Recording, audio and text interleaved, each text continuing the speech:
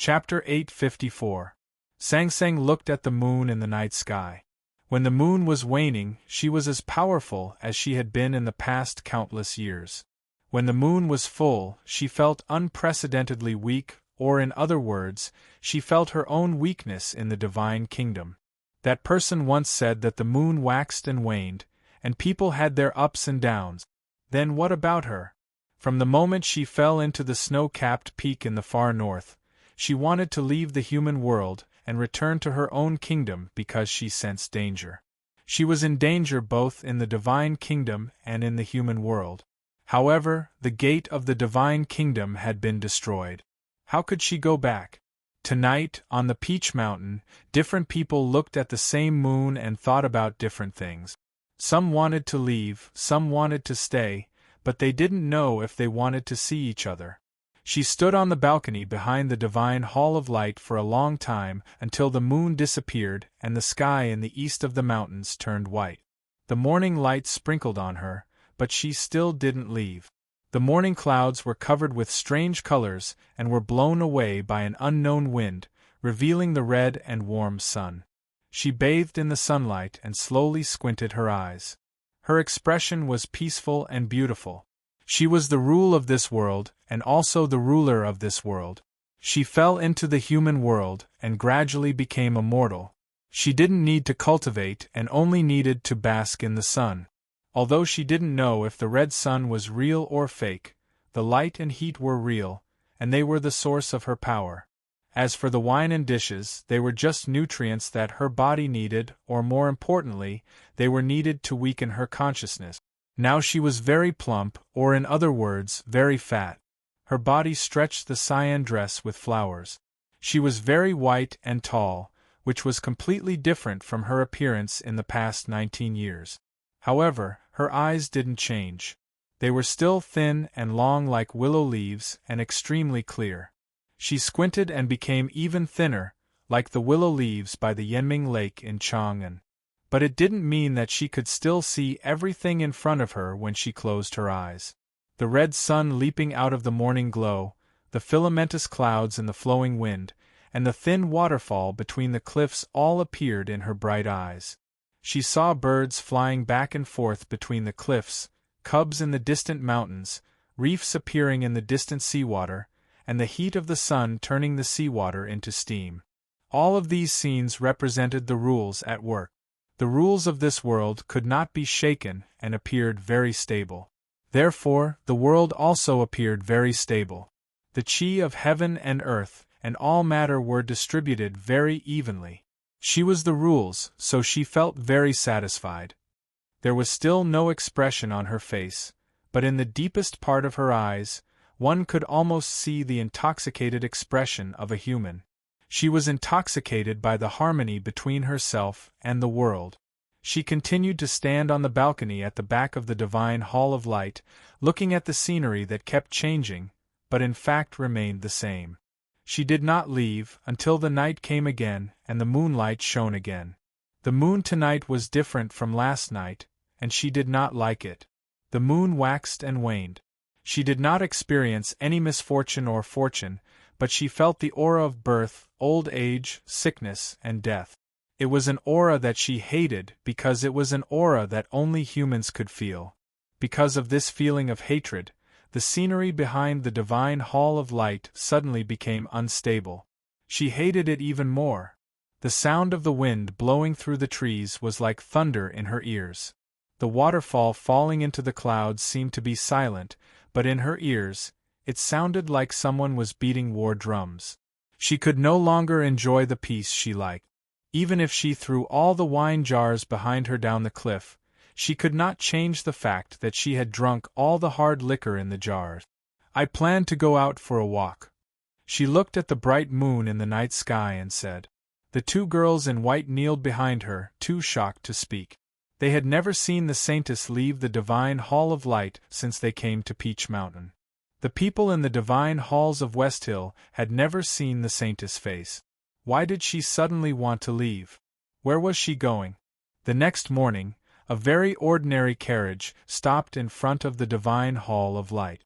The big black horse poked his head out of the hall and looked at the 2 war horses from West Hill in front of the carriage. His eyes were full of killing intent.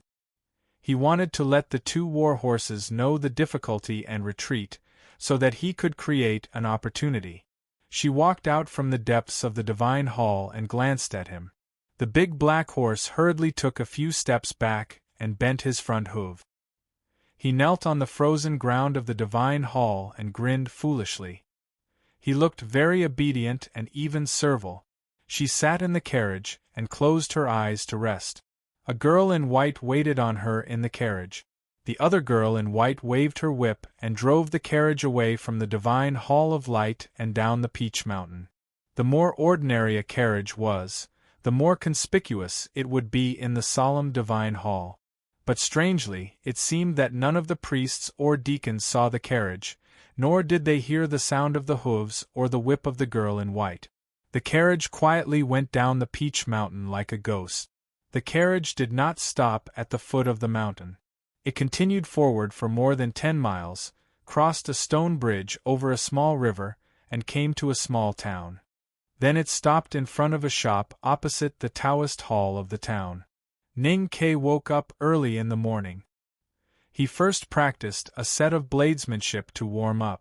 Then he sat cross-legged in the morning fog and meditated for a while.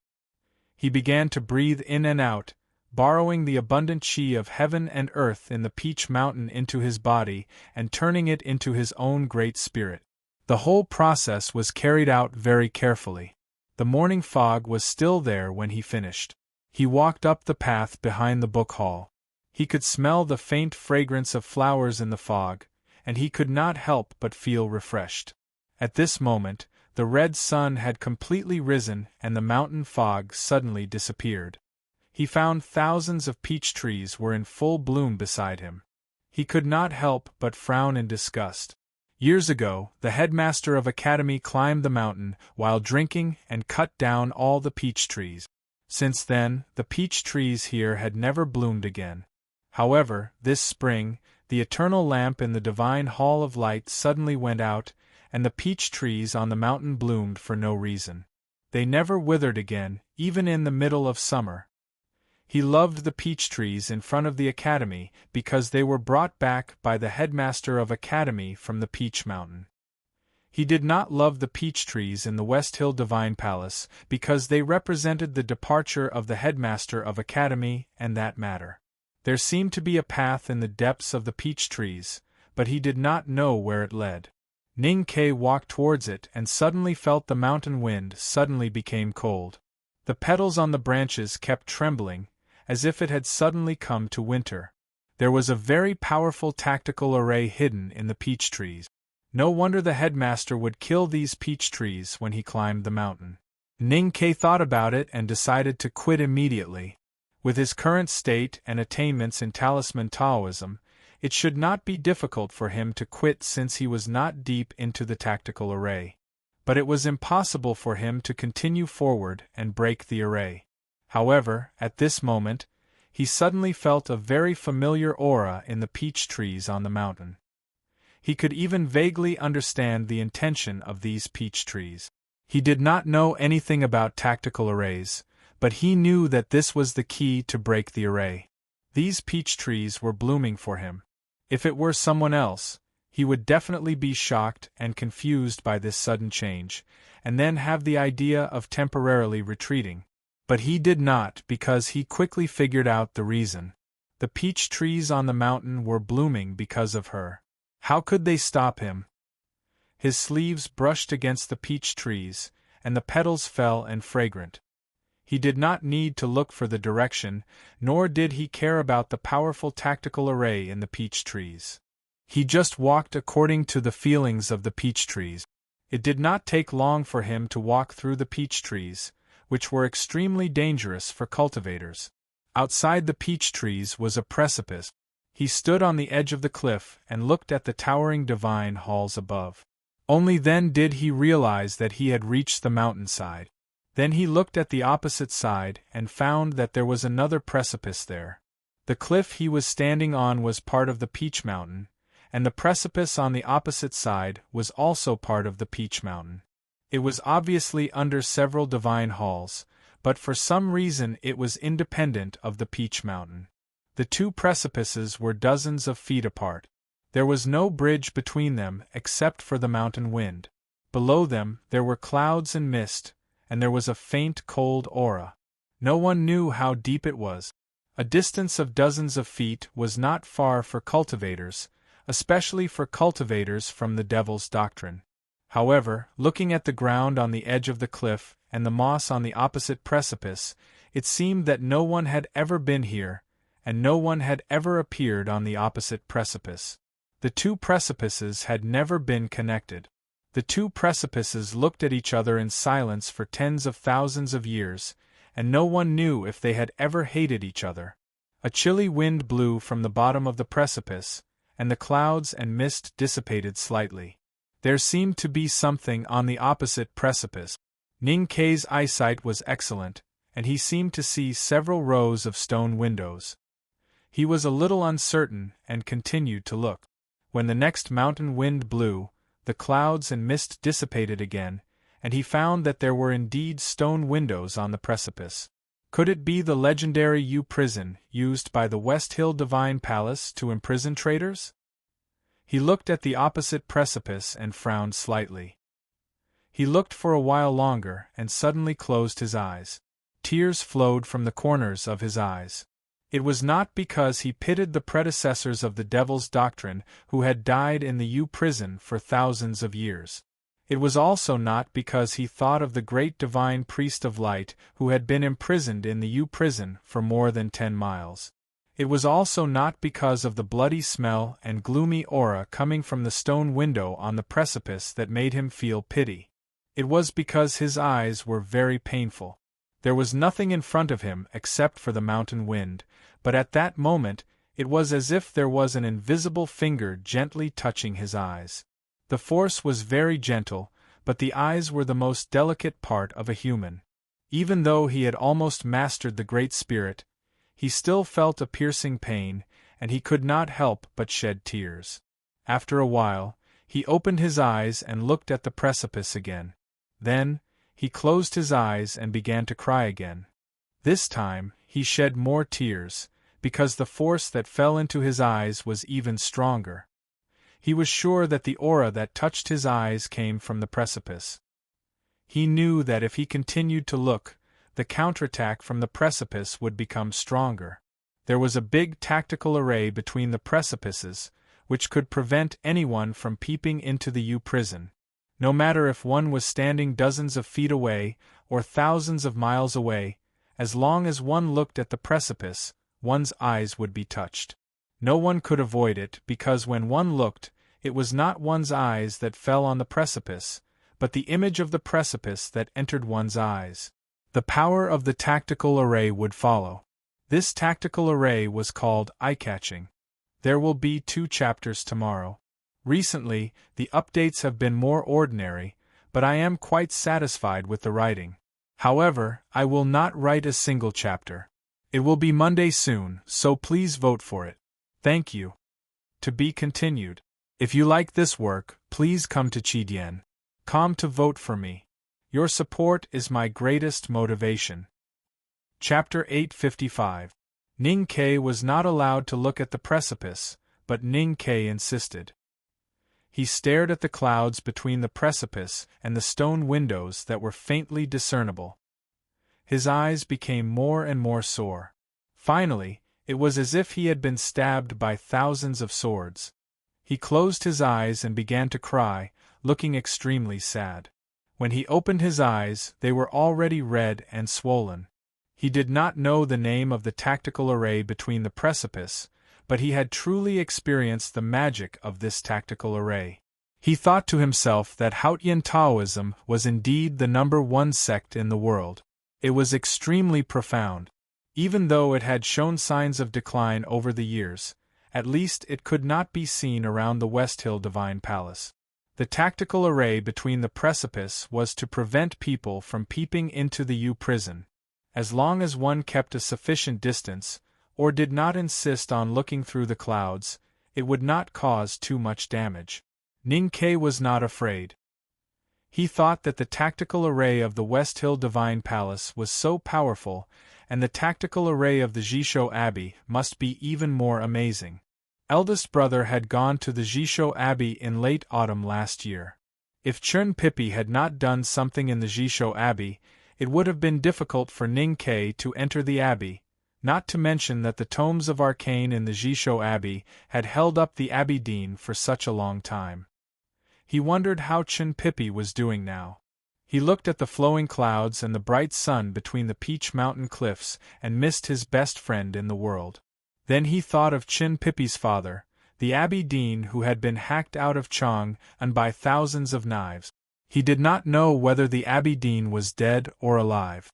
Neither the Tang Empire nor the West Hill Divine Palace had any news of him. He did not know if the great man had returned to the Jisho Abbey, or if he had become a cold corpse in the straw mat on the way home. Ning Ke had never met his youngest uncle. The abbey dean was the most powerful human being he had seen after his master. Recalling the battle on the snowy street of Chang'an, he was still in awe. If such a powerful human being were to disappear quietly in the long river of history, he would welcome such an ending, but he would also feel regret. He left the cliff and passed through the peach trees to return to the book hall of the Revelation Institute. He looked around for old Divine Hall maintenance files, trying to find some clues about the tactical array on the precipice, but to no avail. By the time he woke up from the sea of books, it was still early, but he felt hungry. Only then did he remember that he had not eaten breakfast today. He walked to the kitchen and looked at the rice and vegetables, but he did not feel like eating. Ever since Sang Sang grew up, he rarely cooked. Especially now that he was in the West Hill Divine Palace. Every time he stood in front of the stove and looked at the brilliant Divine Palace outside the window, he felt annoyed. However, people always needed to eat. Even with his current realm, it was not a big deal for him to not eat for more than 10 days, but his psychological and spiritual needs had to be satisfied. At this moment, he remembered that last summer, when the headmaster of the academy took him and Sang Sang to travel through the West Hill, he took him to eat something good. Outside the town, there was a stone bridge with flowing water. The scenery was clear and beautiful. One could see the Peach Mountain more than 10 miles away when they looked up. However, this was not the right path, so there were not many believers who came to visit. There was an old man with a face full of wrinkles in the shop opposite the Taoist temple. There were a few iron buckets sealed with yellow mud at the door of the shop. Some of the broken rims of the buckets gave off a sweet fragrance. The old man was drinking. His yellow calloused fingers pinched a handful of peanuts and chewed them from time to time. The wrinkles on his face were full of black ash, which had been floating out of the iron buckets for decades and could not be washed clean. An ordinary horse carriage stopped in front of the shop. The girl in white stared at the iron buckets curiously, wondering what kind of sweet potatoes were roasted inside.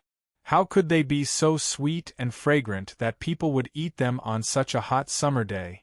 Even the saintess had to leave the Peach Mountain to buy them? They came a little late, and the roasted sweet potatoes were bought by 2 deacons of the Revelation Divine Hall. So they had to wait outside the shop, which was a little boring. Sang Sang sat in the carriage. She did not feel bored. To her, boredom was a boring emotion that only human beings would have. Time was just the order of things, and it had no meaning. Moreover, her time had always been useful. For example, when she looked at the steam and fragrance coming out of the roasted sweet potatoes through the curtain, she was actually feeling the rules of heat, or in other words, she was feeling herself. If someone knew what she was doing now, he would definitely think that she was very narcissistic.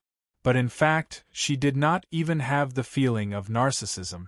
More than 10 papal cavalrymen of the divine halls of West Hill escorted a divine priest. They passed by the town, and it seemed that they were going to cross the stream and go straight back to the Peach Mountain. That divine priest was He Mingqi. He studied under Li Qingshan, the nation master of the Tang Empire. He was the most important person of the divine halls of Westhill in the Tang Empire. The Knight of Blood and Fire in Chang'an was one of his means. Most importantly, he destroyed the god-stunning array in Chang'an. According to the hierarch's reward, he alone was more important than all the cavalrymen of the divine halls of Westhill. The divine halls of Westhill knew that He Mingqi was the one that the Tang Empire and the Academy wanted to kill the most. Even when the divine halls negotiated with the Tang Empire, they did not include his safety in their conditions, because they knew that the Tang Empire, especially the Academy, would never accept this condition. Therefore, for the sake of safety, the divine halls sent He Mingqi to the south to hide for a while. Only now did he return to Peach Mountain. Sang Sang looked at He Mingqi in the distance through the curtain. She did not show any emotion on her face, but she did not know why her body was filled with extreme hatred. She knew that this person was extremely loyal to her, and he was the trusted subordinate of the hierarch's loyal dog. He would be given an important position when he returned to the divine halls, but she still hated him. In fact, she did not know why she hated the ant in the red robe. But she did not accept this reason. So she thought that she did not know, so she did not know. The sweet potatoes were finally baked.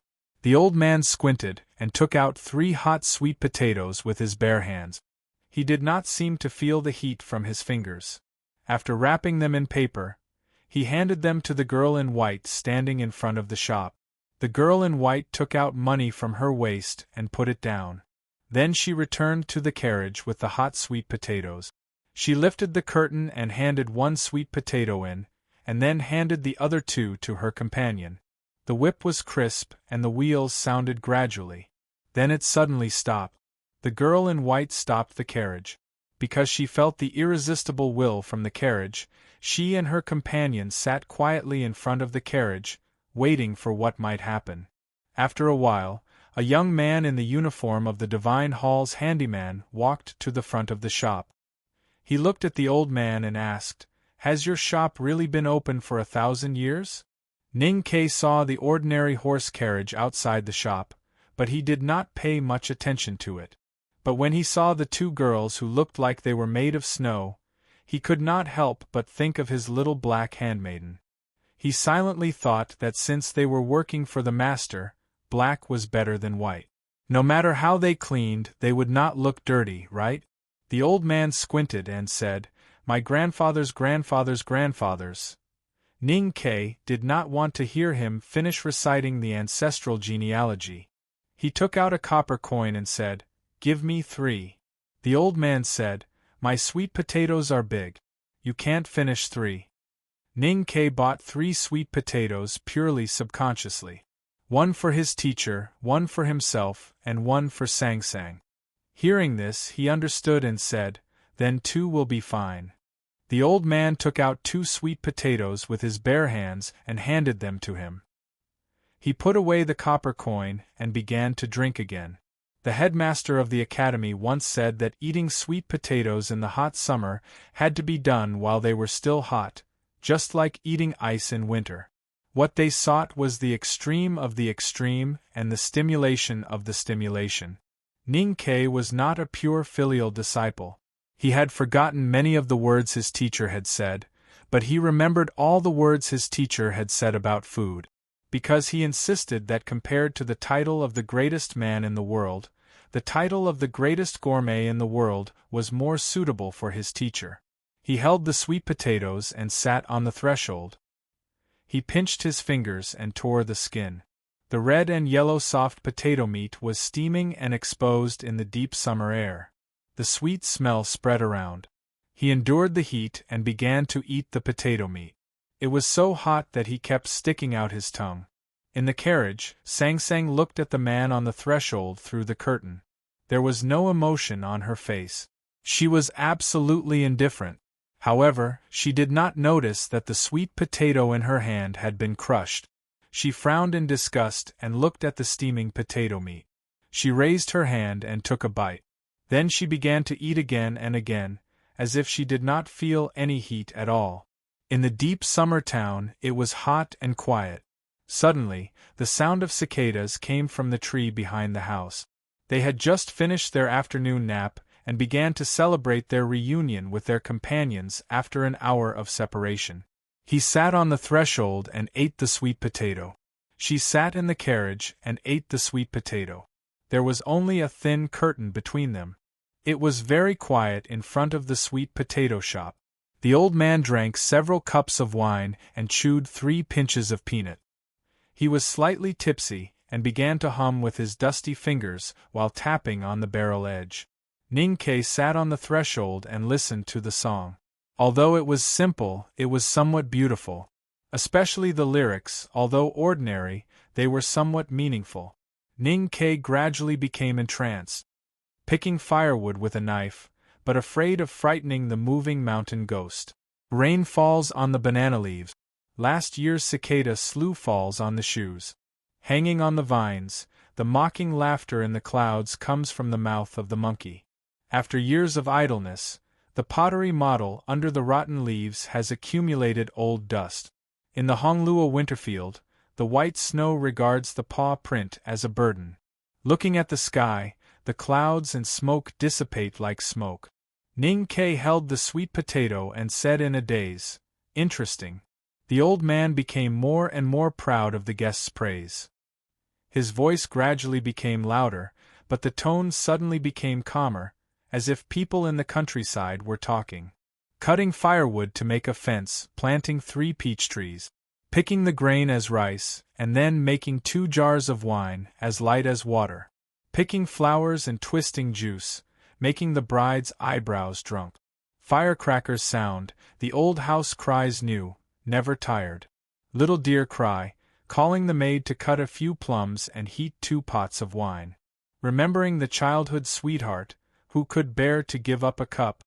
Ning Ke thought of last summer, in front of this shop in this town. His teacher and her were still by his side. But now he was alone, and he could not help but feel sad. These 2 paragraphs are part of the spy's 27 cups of wine that I completed at the request of a reader a few days ago. For the full text, please read the comments section. I didn't pay attention when I wrote it, and only after I finished writing it did I realize that I was writing about coming night. Then, writing this chapter is really a bit tiring. I am not capable, but I have high expectations of myself, so I can only keep squeezing myself. There is still one more chapter today, and I don't know when I can finish it, so I am working hard. To be continued. If you like this work, please come to Chidien.com to vote for me. Your support is my greatest motivation. Chapter 856. The plain lyrics were about the ordinary affairs of men and women in the village, without any heart-wrenching tragedy. But somehow those beautiful scenes of the past made people feel a little lost at the end. Ning Ke had always thought that sentimentality was a luxury, especially now that he was in the West Hill Divine Palace, where his identity could be discovered at any time. So he did not let himself be immersed in this emotion for too long. He rubbed his eyes that were stung by the tactical array on the precipice, stood up from the threshold, and walked out of the town. Sang Sang sat quietly in the carriage, listening to the old man's song. She was not moved at all, but her consciousness was stirred up, as if the ocean was about to rush to the earth. Every drop of seawater in the raging waves represented extreme hatred. She hated the young man outside the carriage, even more than she hated He Mingchi. She frowned and pursed her lips. Her willowy eyes were as bright as a sharp knife. This was the first time she felt emotional since she came to the human world, so she hated him even more. Hatred would bring anger, and her anger was the wrath of heaven. Once it was angry, the world would change, the rivers would flood, and the people would lose their homes. No one could resist it. For some reason, she didn't want to kill this young man. More accurately, she didn't want to kill this young man right now. Thus, these past few nights, when she looked at the bright moon, she had been using unimaginable willpower to suppress the hatred and anger in her heart. Only the will of heaven could control the wrath of heaven. She hated him. She hated him. So she did not want to see him. She knew very well that once they met she would hate him, and then she would not be able to suppress her will to destroy him. However, even she did not expect that she would meet him, hear his voice, and meet him in front of the sweet potato shop after leaving the divine hall of light for this town. Looking at his face and listening to his voice, she could no longer suppress her hatred and anger. A horrible aura gushed out from her plump and tall body and rushed to the sky. The summer sky was extremely clear, but suddenly countless black clouds floated from thousands of miles away and covered the entire West Hill Divine Kingdom. The sky suddenly became very dark. The cold wind was blowing in the woods and the fields, swaying the signs, throwing debris on the streets, and the shouts of closing windows could be heard from the houses. The scene in the West Hill Divine Palace was even more shocking. Countless bolts of lightning formed in the black clouds like golden threads and then fell, producing countless dull thunders. With a boom, a muffled thunder struck down from the depths of the dark clouds. Over 20 miles away, a faint flame could be seen on the Peach Mountain, and even the crackling sound of peach blossoms burning could be heard. Fortunately, a torrential downpour soon followed, extinguishing the burning peach blossoms. On the 3 cliff plateaus of the West Hill Divine Palace, countless divine priests and deacons knelt in the rain, looking at the sky in horror and praying. She looked at Ning-Ke through the curtain. Deep in her emotionless and cold eyes, there were stars being destroyed, worlds being reborn, and unimaginable majestic power. She had never really looked at Ning-Ke since he came to the small town. She decided to look at him for the last time when the will of destruction was about to fall on the small town. Then she saw his eyes. Her eyes were red and swollen like peach blossoms, as if she had just cried. The unusually cold wind in the summer gradually stopped, and the majestic storm gradually subsided. Then, it disappeared without a trace. The tens of thousands of miles of dark clouds that covered the West Hill Divine Kingdom dispersed to the corners of the world. Ning-Ke ran back to the sweet potato shop when it started raining. The thunderstorms in summer always came suddenly, and he had no doubt about it. He did not even notice that there was an aura in the horse carriage that shot up to the sky. After the headmaster of the academy left the human world, no one could feel such a level of aura. Weak and incompetent human beings. Sang-Sang looked at his red eyes through the curtain and said emotionlessly. Then, she continued to eat the sweet potato in her hand and did not look at him again, as if they had never met. Ning-Ke looked at the carriage that was moving further and further away in the rain. He did not know why he felt a little depressed. He looked at the back wall of the carriage that was drenched by the rain and vaguely saw the back of a tall and fat woman. He frowned and said with disgust, "Why is the girl in the carriage as fat as a pig?" The old man said, gossiping behind people's backs, "I don't know how your teacher taught you." Ning-Ke did not answer until the horse carriage disappeared from his sight. Then he said, "She did not respond even after all this. It seems that she really did not hear it. She should be an ordinary person." The old man put down his cup and said with emotion, "So that's what you were thinking. When did the people from the academy become so cunning?" Ning-Ke walked into the shop and took out the iron cutlass and iron arrows that he put here before entering the divine hall. He said to the old man with a smile, "I am not as capable as my teacher and uncle. Of course, I have to be careful."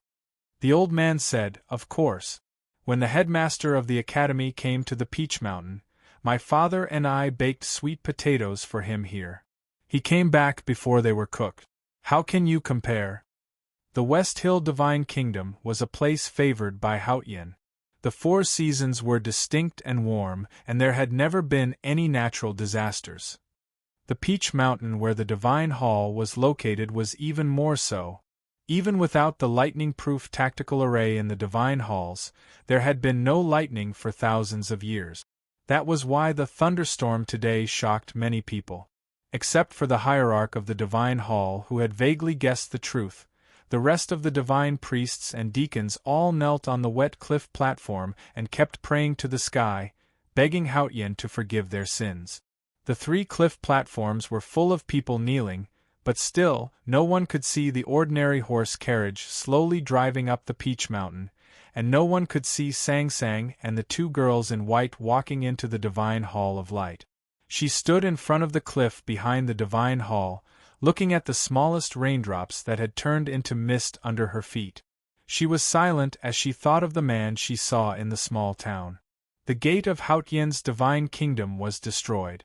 She could not go back for the time being, and could only stay in the human world. It was natural for her to hate humans, especially that man. However, only she knew that there should not be any emotional connection between Haotian and humans. There should not be love or hate. Once she started to hate humans, it meant that she began to have human emotions, just like when she looked at the table full of dishes in the capital of the Kingdom of Song and that immortal couple.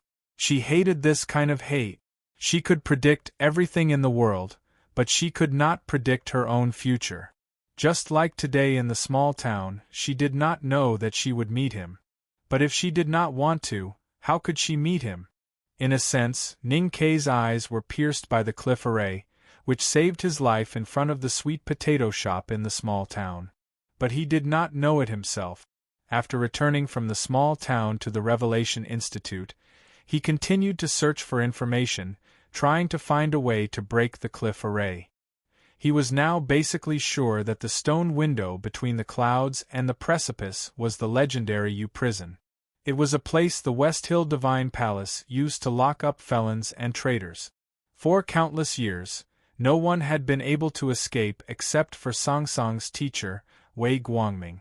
According to the information he found in a book, the U prison had been set up by the previous powerhouses of the Divine Hall, and one of them was the eye-piercing that he had once felt. The precipice he cared about had nothing to do with the U prison. There was no one in the U prison who was worth his risk to save. The place he wanted to go was above the precipice.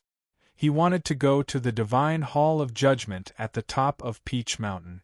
Of course, this was only his last resort. The first place he wanted to go was the stables of the West Hill Divine Palace, which was on the 3rd cliff plateau. To go up Peach Mountain, he had to go through the mountain path and 3 cliff plateaus. Ning Kei did not think that he could go straight to the West Hill Divine Palace with his current state. After all, he was not the youngest uncle or his teacher. If he really dared to do so, he believed that he would die in less than half an hour. Therefore, he could not go the usual way but the dead end. Late at night, Ning Kei walked into the peach blossom forest.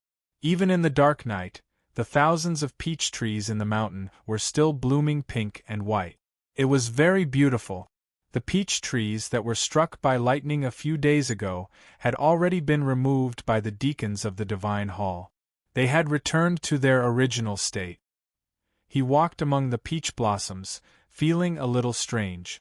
The peach blossoms all over the mountain were also a very terrifying tactical array, even more powerful than those on the precipice. Even a real powerhouse who had broken through the 5 states would find it very difficult to pass through the peach blossoms. Therefore, the Divine Hall did not need to set up any defensive power here. But for him, it was so easy to pass through, because the peach blossoms were planted by her. Every time he thought of this, he felt that things like fate were really hard to describe. When he came to the edge of the cliff, he did not look at the precipice, but jumped to the opposite side without hesitation. The 2 precipices were dozens of feet apart.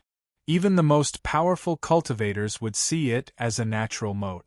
But for the powerhouses of the Devil's Doctrine and the cultivators at the peak of martial arts, it was just a shallow ditch. Ning Kei's great spirit had almost reached the advanced level. Except for 3rd Sister Yulian, Tang, and the Abbey Dean before he was injured, no one else could be stronger and more powerful than him. He did not need to run, nor did he use any strength. He bent his knees slightly, and the pond-like great spirit in his abdomen was suddenly sent to all parts of his body. Then he rushed to the opposite precipice. The night wind whistled and slapped his body, as if slapping a stone. In the blink of an eye, he came to the opposite precipice. His hands suddenly became soft and stuck to the precipice like cotton. Under his feet was a bottomless abyss, surrounded by clouds and mist, which looked even more gloomy and terrifying. The eye-catching tactical array on the precipice could not only block peeping eyes, but also the slightest fluctuation of a cultivator's psyche power. It was even more sensitive to the chi of heaven and earth hidden in the body of the devil's doctrine. In the moment before Ning Ke fell to the precipice, he withdrew most of the Great Spirit back to the pond in his abdomen, and used the remaining Great Spirit to cover his snow mountain and ocean of chi. To avoid triggering the tactical array on the precipice, he did not dare to use talismans. In other words, he completely relied on his own strength to climb the precipice. He was now an ordinary person. But even so, it was still not enough. Although he closed his eyes, the precipice seemed to think that he was looking. He felt a sharp pain in his eyes, and his hands that were grabbing the cliff stone suddenly loosened. There were cliff climbing in the Qing dynasty, among the guests, and also at night. Of course, he would not fall down, because neither the bottomless abyss nor the landmine tactical array had anything to do with Ning Quebec. To be continued. If you like this work, please come to Qidien.com to vote for me. Your support is my greatest motivation. Chapter 857. First, about the character contest. I didn't want to waste your energy, so I didn't open the character contest. Later, I heard that many readers wanted to play it, and it was really free. So last night, I made 3 characters, all female characters. The best actress, Sang Sang, and the 2 best supporting actresses, Shan Shan and Yi Hong Yu. If you are interested, you can vote for them. Please look at the homepage of Qidien or the related posts in the book review section. If you want to vote, I strongly recommend Sang Sang, because I am a fan of Sang Sang. Also, if you are a fan of Shan Shan or Hong Yu, I will respect your opinion. I am just trying to get votes for Sang Sang. By the way, I said I won't get votes for monthly votes, but can I get votes for recommendations? As for the book review competition, there were already many excellent book reviews, but my announcement was delayed until now. I was so lazy that it made people's hair stand on end. The official announcement is as follows. Announcement of the coming Night Cup Book Review Contest. Purpose of the event in the past year, with the enthusiastic support of all readers, Coming Night achieved excellent result. It won the monthly votes of Qidien and won the best work of 2012. As of now, Making Night had reached the 5th volume. In order to repay the readers, to liven up the book review section, and to better interact with each other, the book review section and Cat's Making Night Bar had teamed up with YY55373 channel to hold the Making Night Cup Book Review competition. All readers, please participate. 2 Time and place of the event. Submission time 0:00 on April 1, 2013 to 2400 hours on May 11, 2013. Submission place. Posting to Qidien Book Review section. Review time May 12, 2013 to May 25, 2013. Award time June 1, 2013. Saturday. Award place Greasy Book Official YY5537333. Description of the book review contest. For the time being, all the participating books will not be classified and will be evaluated together. If there are more than 25 doujinshi works in the book review contest, the doujinshi will be evaluated separately and additional doujinshi prizes will be added. It will not take up the quota of the announcement. At least one doujinshi will get the first prize, and the other prizes will be decided by the committee according to the number of works. 4. Prizes of the book review contest. 1. Grand prize, 100,000 Qidien coins, a set of Coming Night autographed books. 2. First prize, 50,000 Qidien coins each, a set of Coming Night autographed books. 3. Second prize, 30,000 Qidien coins. 4. 10 third prizes, 10,000 Qidien coins. 5. 20 encouragement prize, 3,000 Qidien coins. 6. 1 lucky prize, a physical autographed copy of Coming Night, apart from the grand prize and first prize winners, a lucky prize winner will be randomly selected from all the participants. After the results of the book review competition were announced, the awards would be given out on channel 55373. There would be a lucky draw and prizes would be given out at the venue. The rules of the book review competition. 1. The theme of the book review is Coming Night. 2. The title of the participating book review must be prefixed with Coming Night Cup, otherwise it will not be included. 3. All readers who like tricky works are welcome to participate in the book review. There is no limit to the number of fans, but the book review must be original and first published. 4. The venue of the competition is the review and comments section of Coming Night. Posting on behalf of others is not allowed. 5. The book review must be more than 200 words in any genre. There is no limit to the number of words in the poem. 6. There is no limit to the number of submissions for each participant, but only one book with the highest score can be awarded a third class or above award. The other submissions can be submitted for the encouragement award.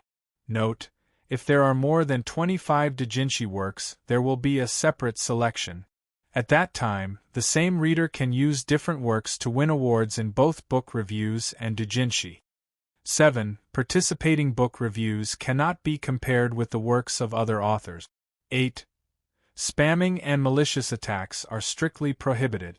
Such comments will not be included. 9. If you find anyone violating the rules, you can report it to the organizing committee. Once it is confirmed, the violator will be disqualified. 10. Judges can participate in the competition, but their works can only be awarded with an encouragement prize. 11. Participants can communicate with each other in the Night Cup Book Review Competition participant group to understand the grading process and to make suggestions or complaints. The book review competition participant group number is 197,983,239. Please tell us your nickname before joining the group. 6. List of judges. Leader. Something fishy. Summary of participating book reviews. That diligent laziness judges requirements. The scoring must be fair and have a clear conscience. Grading rules.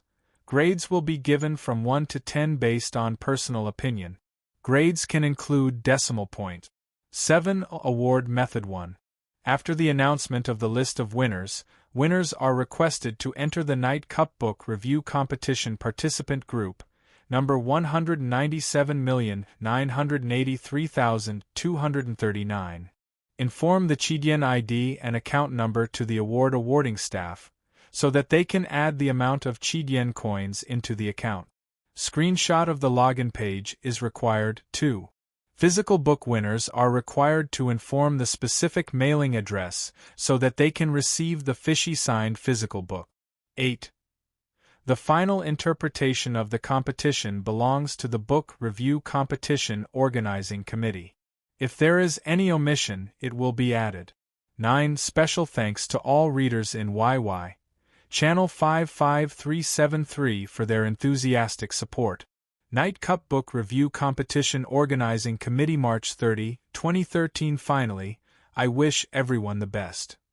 To be continued. If you like this work, please come to Chidian.com to vote for me.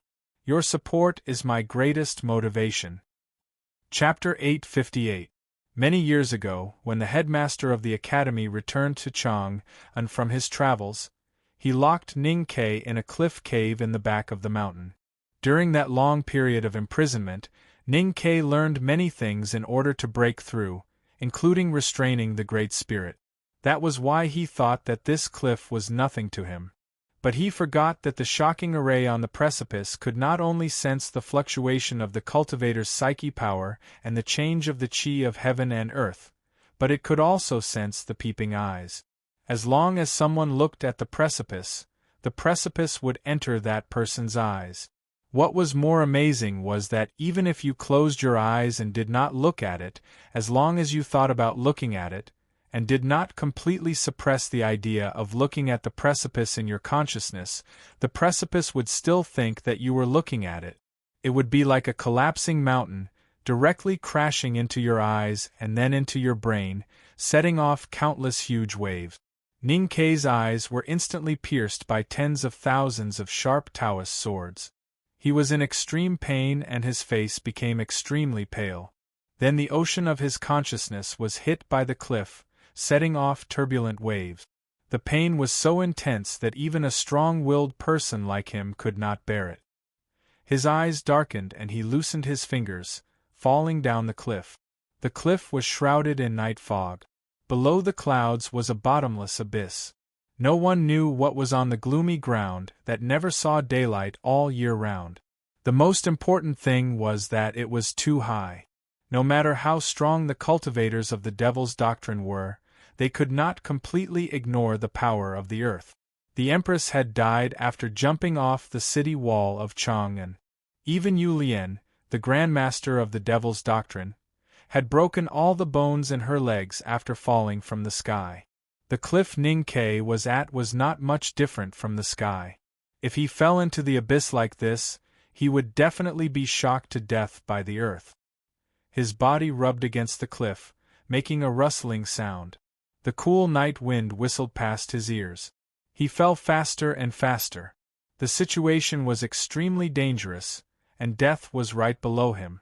While falling, Ning Kei thought of many things, not those sweet or sour memories, but the cultivation skills he had learned. He wanted to find a way to stay away from death.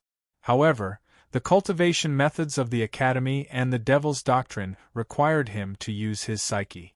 Once he used his psyche, the shocking array on the cliff would continue to attack him. He could not bear the pain and climb up the cliff. How could he not be moved, but still act accordingly? No matter how he looked at it, this seemed impossible. How could he control his body without thinking? In any case, his eyes still hurt even with his eyes closed, so he simply opened them. If he was really going to die, he would watch the world die. He stared at the rapidly ascending cliff in front of him. He did not feel any despair in his heart. Instead, he laughed at himself because of the arrival of death. The surface of the precipice wasn't smooth, but it didn't have many cracks either. As he passed by at high speed, the lines gradually turned into blurry blocks of color, as if they were about to flutter in the night wind. Ning Kei felt that he had seen such a scene before.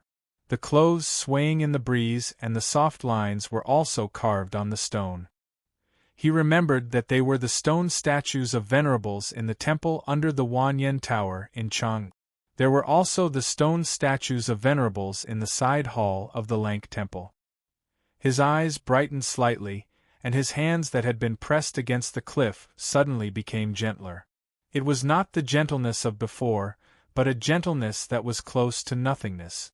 As he fell, in the whistling night wind, he suddenly put his hands together. His right index finger bent slightly in the air, and his left index finger fell on the back of his right palm, forming a mudra. Such a gentle pair of hands, looking at the shape of his hands, could not grasp the mudra on the cliff, but it produced an extremely magical effect. His falling momentum suddenly stopped, and he suddenly stopped between the precipices. It seemed like a long time had passed, but in fact it was only a moment. He slid down more than 100 feet along the precipice, and his feet seemed to step on the clouds that covered the stone windows. Years ago in the Lank Temple, he had watched the stone statues of venerables for a night in the autumn rain and understood the Buddhist sect's 4 emblematic gestures of fearlessness, dhyana, exorcism, and dispelling thoughts. After that, he had used it several times when fighting against the powerhouses of the Buddhism sect, because compared to the Great Spirit and the primordial 13 arrows, the emblematic gestures of the Buddhism sect were not as powerful. It was not until tonight when he was facing the danger of life and death on the precipice that he remembered it. His body was suspended between the precipice, and he felt that there was a very strange aura slowly swimming in the clouds below him. His sense of perception was still constantly stirring up violent waves. Without any hesitation, he closed his eyes again, and at the same time spread out his hands that were put together. He calmed his mind, and his right hand formed the dhyana, and his right hand formed the dispelling thoughts. He gently landed on the precipice, no longer looking at anything in the world, and no longer thinking about anything in the world. He completely forgot himself and heaven and earth, and only started to climb up based on the first thought that was reflected in his mind. He entered into an absolute emptiness, and had even forgotten the existence of himself and the precipice. Naturally, he did not know that he was climbing up the precipice. Like an ignorant leaf, he slowly moved up. After an unknown period of time, he finally climbed to the top of the precipice. His hands fell on the flattened ground and automatically dissipated. He opened his eyes and found himself standing on the cliff plateau. Looking back at the gloomy abyss, his calm face gradually turned pale, and his clothes were suddenly soaked in cold sweat. He had encountered countless dangers and tests of life and death in his life, but today's encounter on the precipice of Peach Mountain still terrified him. The process of climbing the precipice seemed simple, and he did not even have any memory of it in his consciousness. However, if he had not learned from the Buddhism sect and the devil's doctrine, he would have fallen to his death. It could even be said that if it were any other powerhouse in the knowing destiny state, he would definitely fall to his death under this precipice. He paid enough attention to the divine halls of Westhill, and thought that he had made sufficient preparations. However, when he entered Peach Mountain, he realized that he had underestimated the 10,000 years of Taoism. This was the lowest cliff plateau of Peach Mountain, where ordinary divine priests, deacons, and cavalrymen of the divine halls of Westhill lived. The warhorses' stables were also here.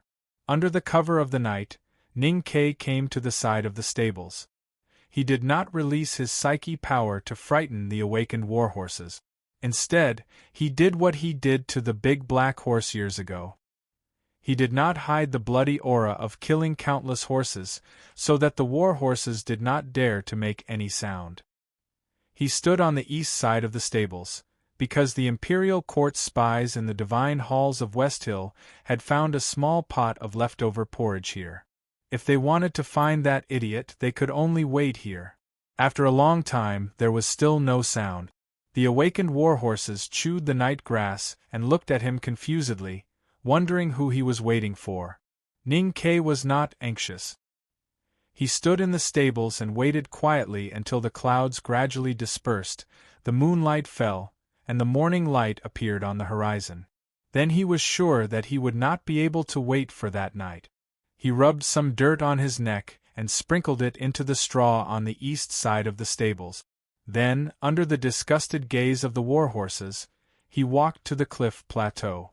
Before the first light fell on the divine halls, he made the emblematic gesture of Buddhism and went back to the clouds along the precipice, back to the peach blossoms all over the mountain.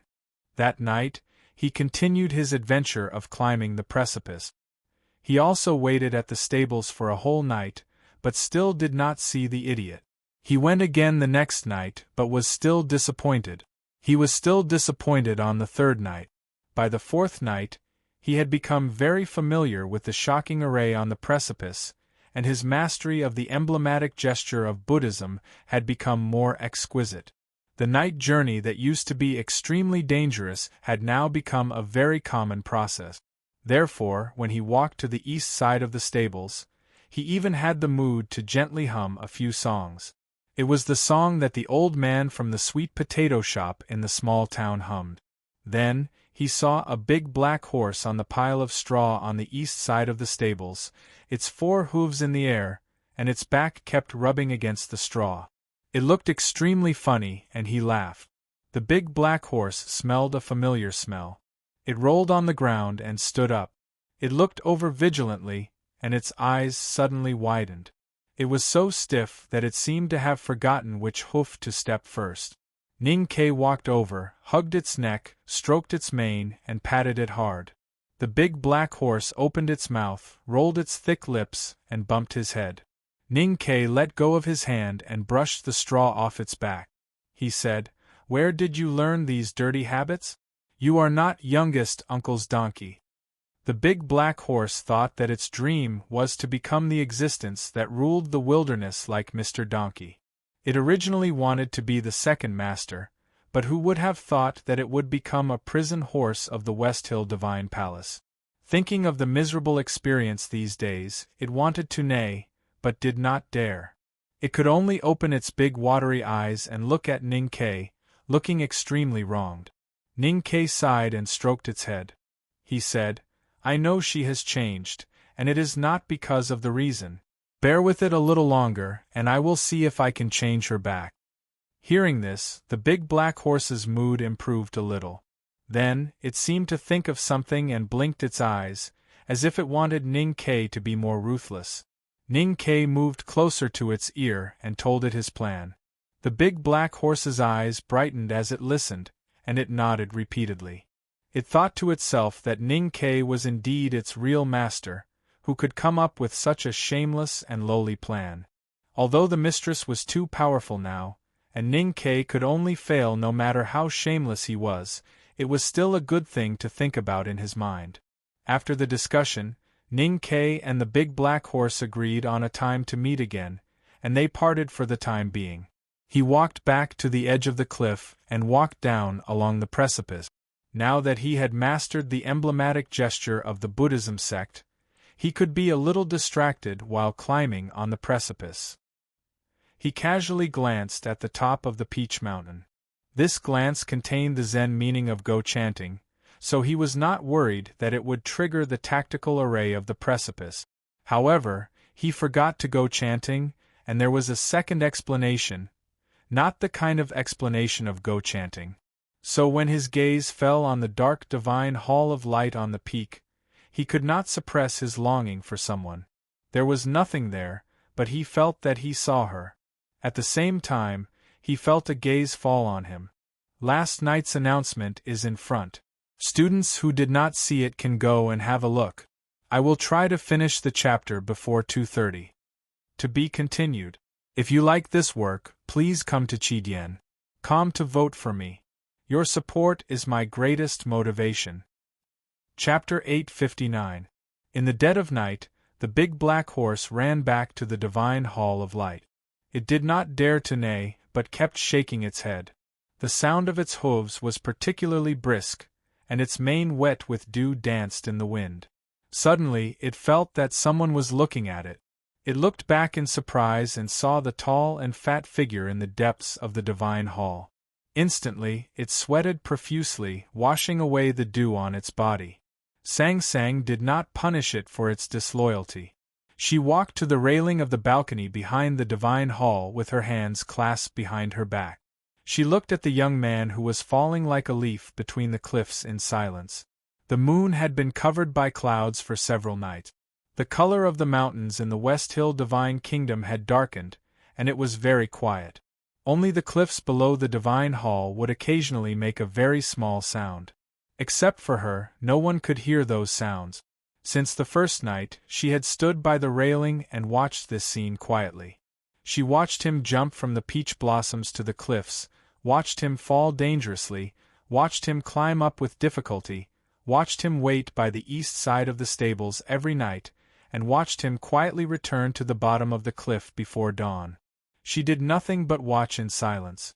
Until tonight, she saw the man on the cliffs raise his head and look at the divine hall where she was. She knew he was looking at her. She knew he could not see her, but she could see something in his eyes. The thing in the man's eyes was to remove all thoughts. It was not to remove all thoughts, but to send his thoughts elsewhere.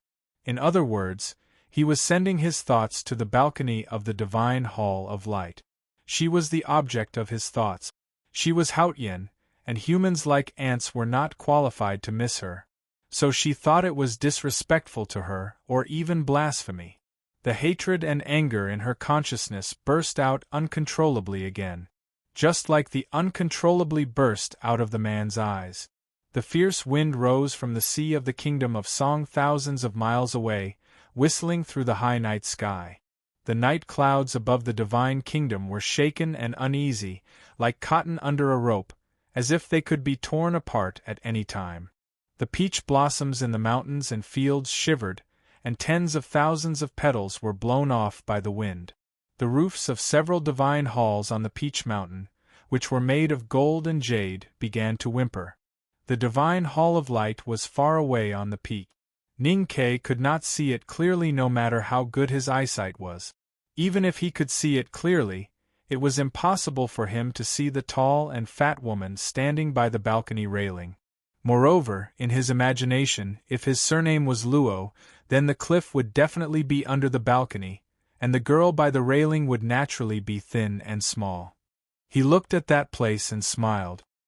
He withdrew all his thoughts and confusion about his unknown fate into the depths of his sea of consciousness. He calmed his mind and continued to walk down the precipice.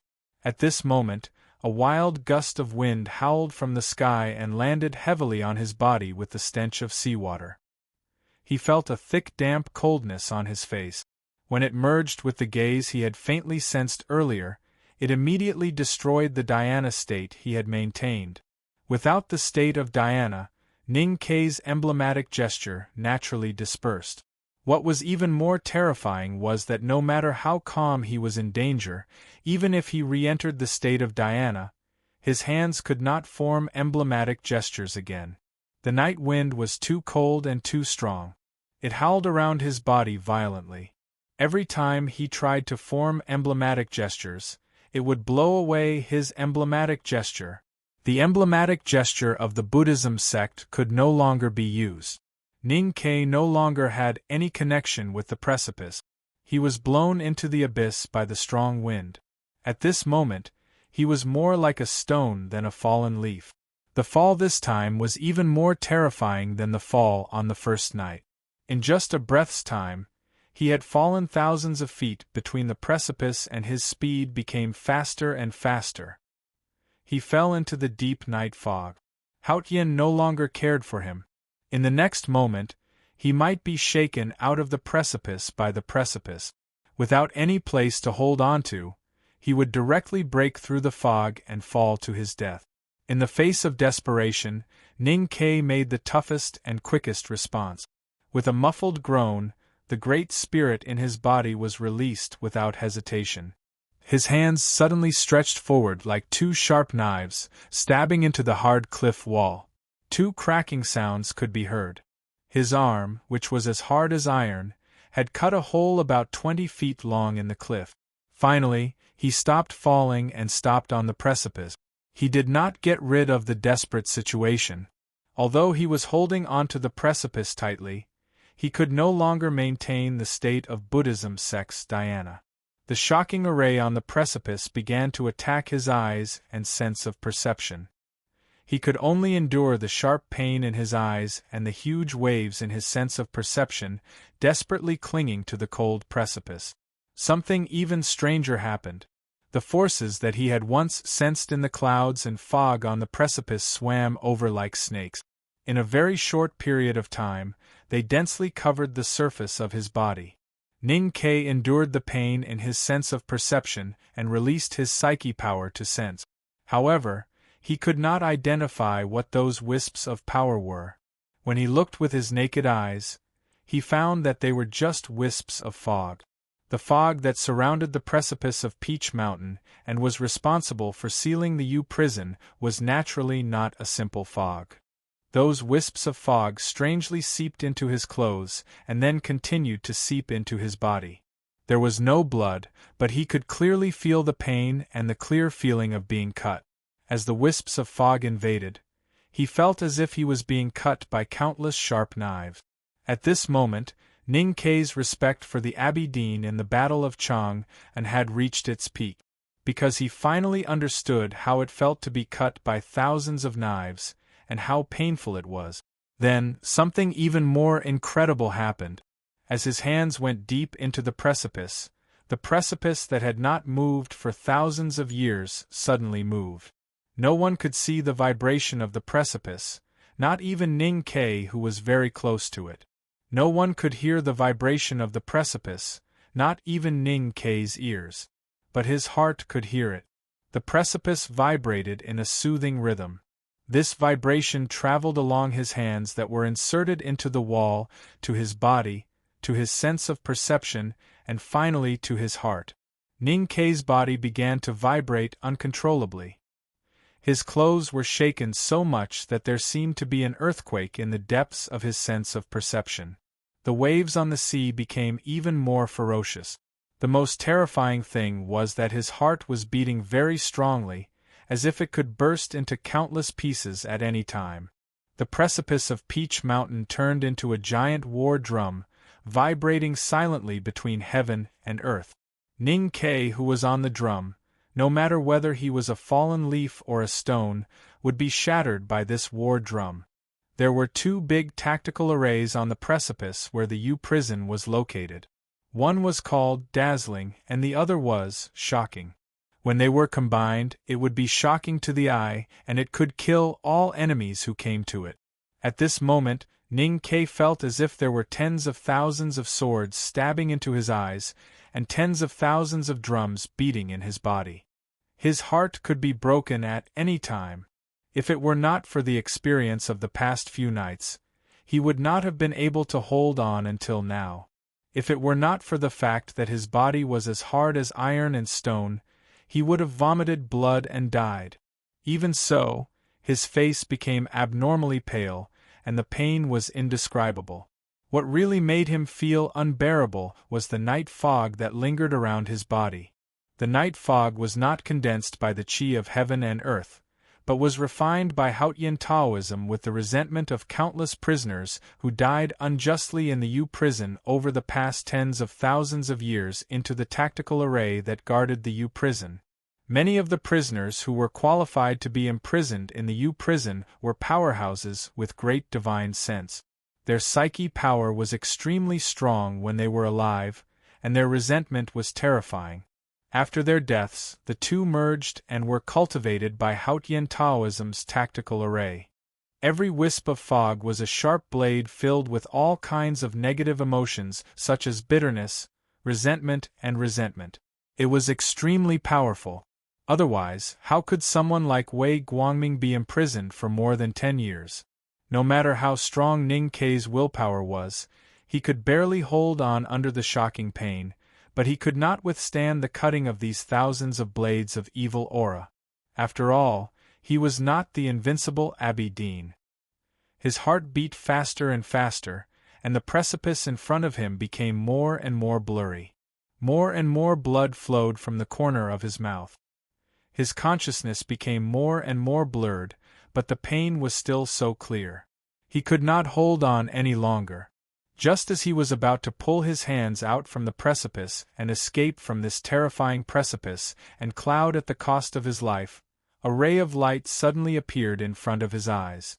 He thought that he was hallucinating, but the next moment, he found that it was not. The cold and dark precipice in front of him really became bright.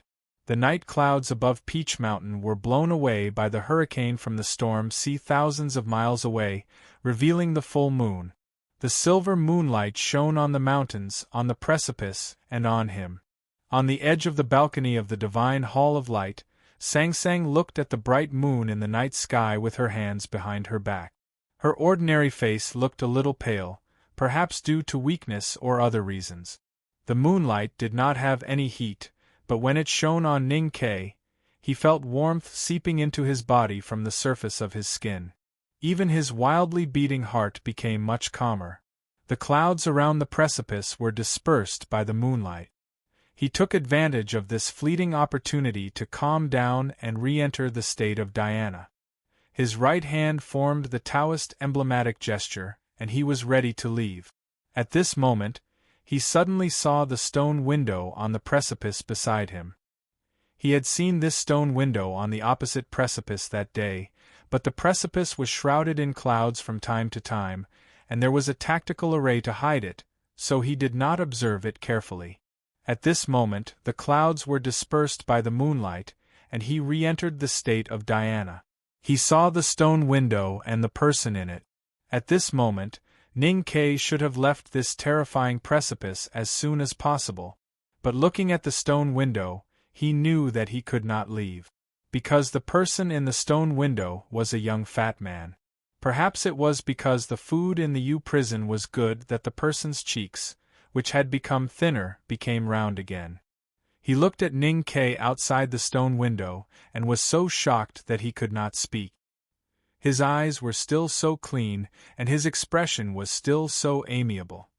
When he was shocked, he was still the same as before, and his mouth was so big that it could swallow Tang Xiaotong's fist. About the role contest. I don't know why Yi Hongyu was placed as the best actor. I will go and ask tomorrow.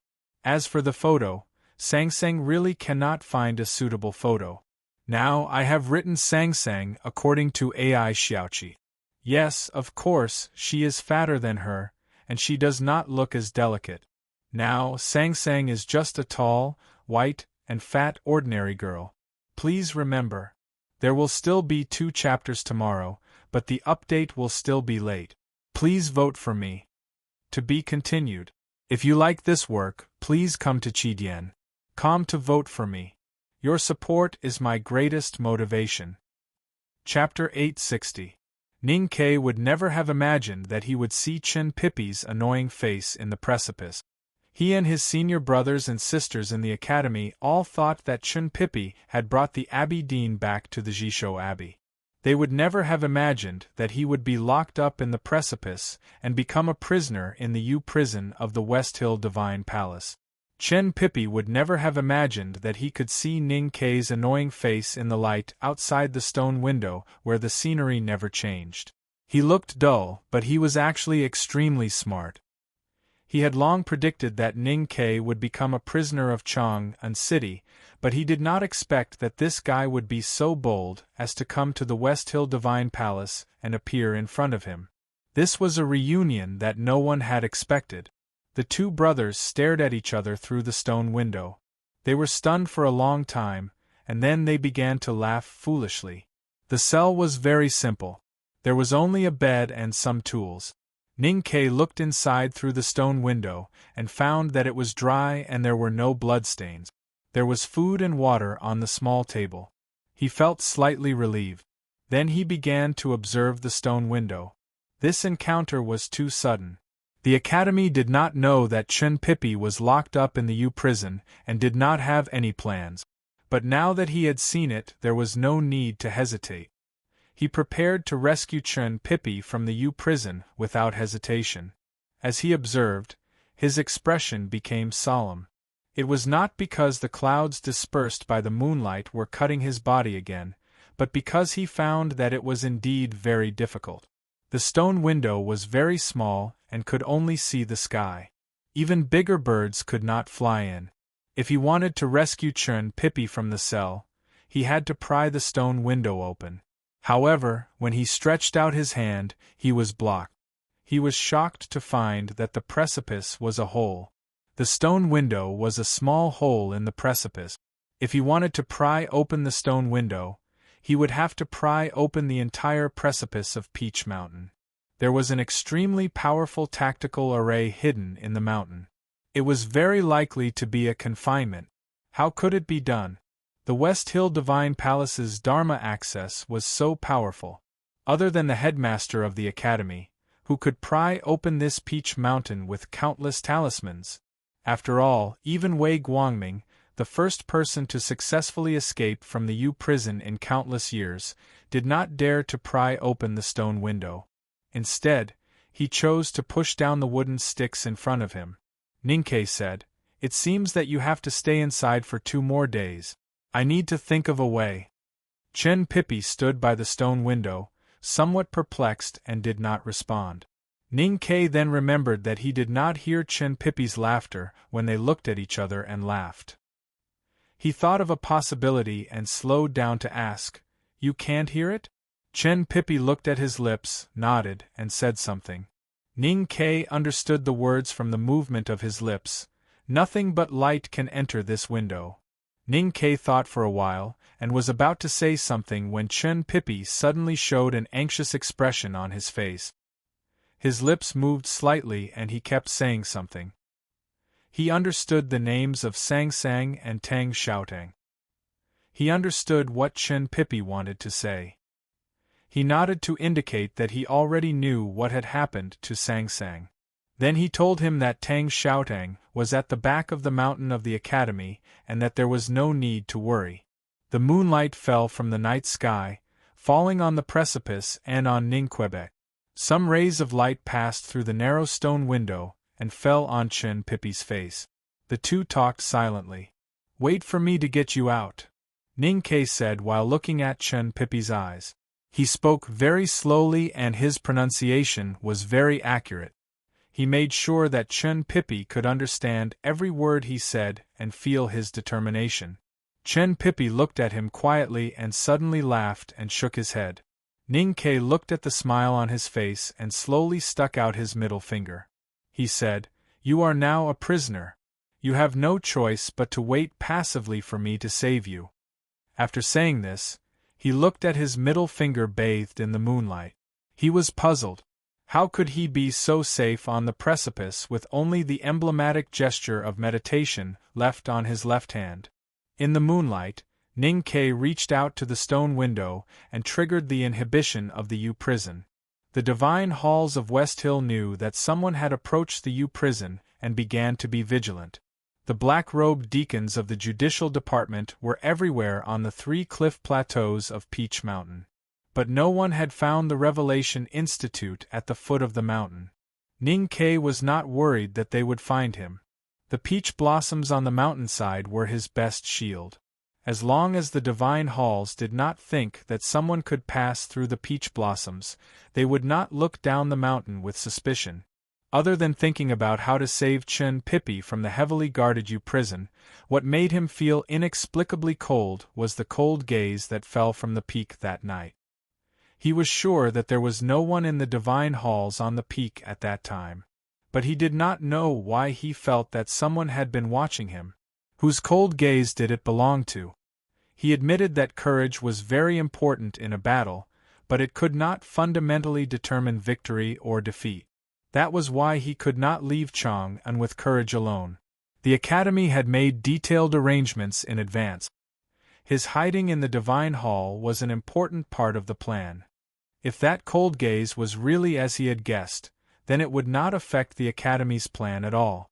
The real impact was still on Chen Pipi.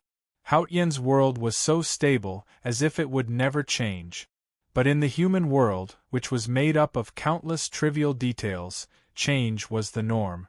The academy's plan had to be adjusted accordingly after he saw Chen Pipi's face between the cliff. They might even have to start from scratch. Ning Ke could not understand why the West Hill Divine Palace would lock Chen Pipi in the U prison. Even if the Abbey Dean was dead and the Jisho Abbey could not continue to control the West Hill Divine Palace behind the scenes, and even if Chen Pipi's identity as a disciple of the Academy was unacceptable to Haotian Taoism, it was still so unbelievable to secretly imprison someone of Chen Pipi's status. Were the bigwigs in the Divine Hall not afraid that Haotian Taoism would split because of this? In the middle of the night, Ning Ke once again followed the path through the peach blossoms to the cliff. However, the clouds were thick tonight, and the moonlight could not shine on the human world. Clouds and mist lingered below the cliff. Thinking of the pain he had suffered last night and the hatred in the mist, he did not dare to go down. It was the same for the next few nights. He could not see Chen Pipi. After that, Ning Ke used the Great Spirit to heal the internal injuries he had suffered on the cliff. He flipped through countless old classics and tried to find a feasible method. Then, he began to observe the moon every night. Since light could enter through the narrow stone window, so could the images. He did not want to act like a fool with Chen Pipi between the cliffs, so he began to write letters. Ning Ke dipped his brush in ink and left clear and beautiful handwriting on the snow-white paper. He sat behind the desk and kept writing. He wrote about the Academy's plan and his own thoughts without leaving anything out. At the end of the letter, he even talked about the things that happened in the back of the mountain and asked if the food in the U prison was really that good. In the garden in front of the Revelation Institute, Long Qing and the flower addict Lu Qingjia were also watching the moon. Lu Qingjia was still as beautiful as ever, like a beautiful flower. However, her petals were stained with water, making her look a little cold. She was no longer as beautiful as she used to be. Long Qing wore a silver mask on his face. Now, no one could see the face under the mask. The beautiful face that had once captivated countless girls in the world was only a memory. I don't know when it started to become a habit to eat sweet potatoes in midsummer. I heard that this habit has been maintained in the Divine Hall for thousands of years. Habits are indeed powerful. Long Qing looked at the half-sweet potato in his hand. His lips that were exposed under the silver mask curled up slightly. He said calmly, "I just did not expect that it would be so easy to form a new habit." Lu Qingjia looked at the scar below his lips and her expression darkened. She thought that it was not terrible to get used to failure, but it was more depressing to forget the old habits. Were we so unfamiliar when we were in front of flowers and under the stars? After the war against the Tang Empire, Long Qing returned to the West Hill Divine Palace and found that everything had changed. He used to be the priest of the Divine Hall of Judgment. However, the person sitting on the seat of heavenly black jade was Yi Hongyu. How could he return to the Divine Hall of Judgment? Moreover, he had been convicted of apostasy. Although the Abbey Dean had cleared his name, many people in the Divine Hall looked at him with mixed feelings after the Abbey Dean's crushing defeat in Chang'an. The West Hill Divine Palace had suffered heavy losses in this war.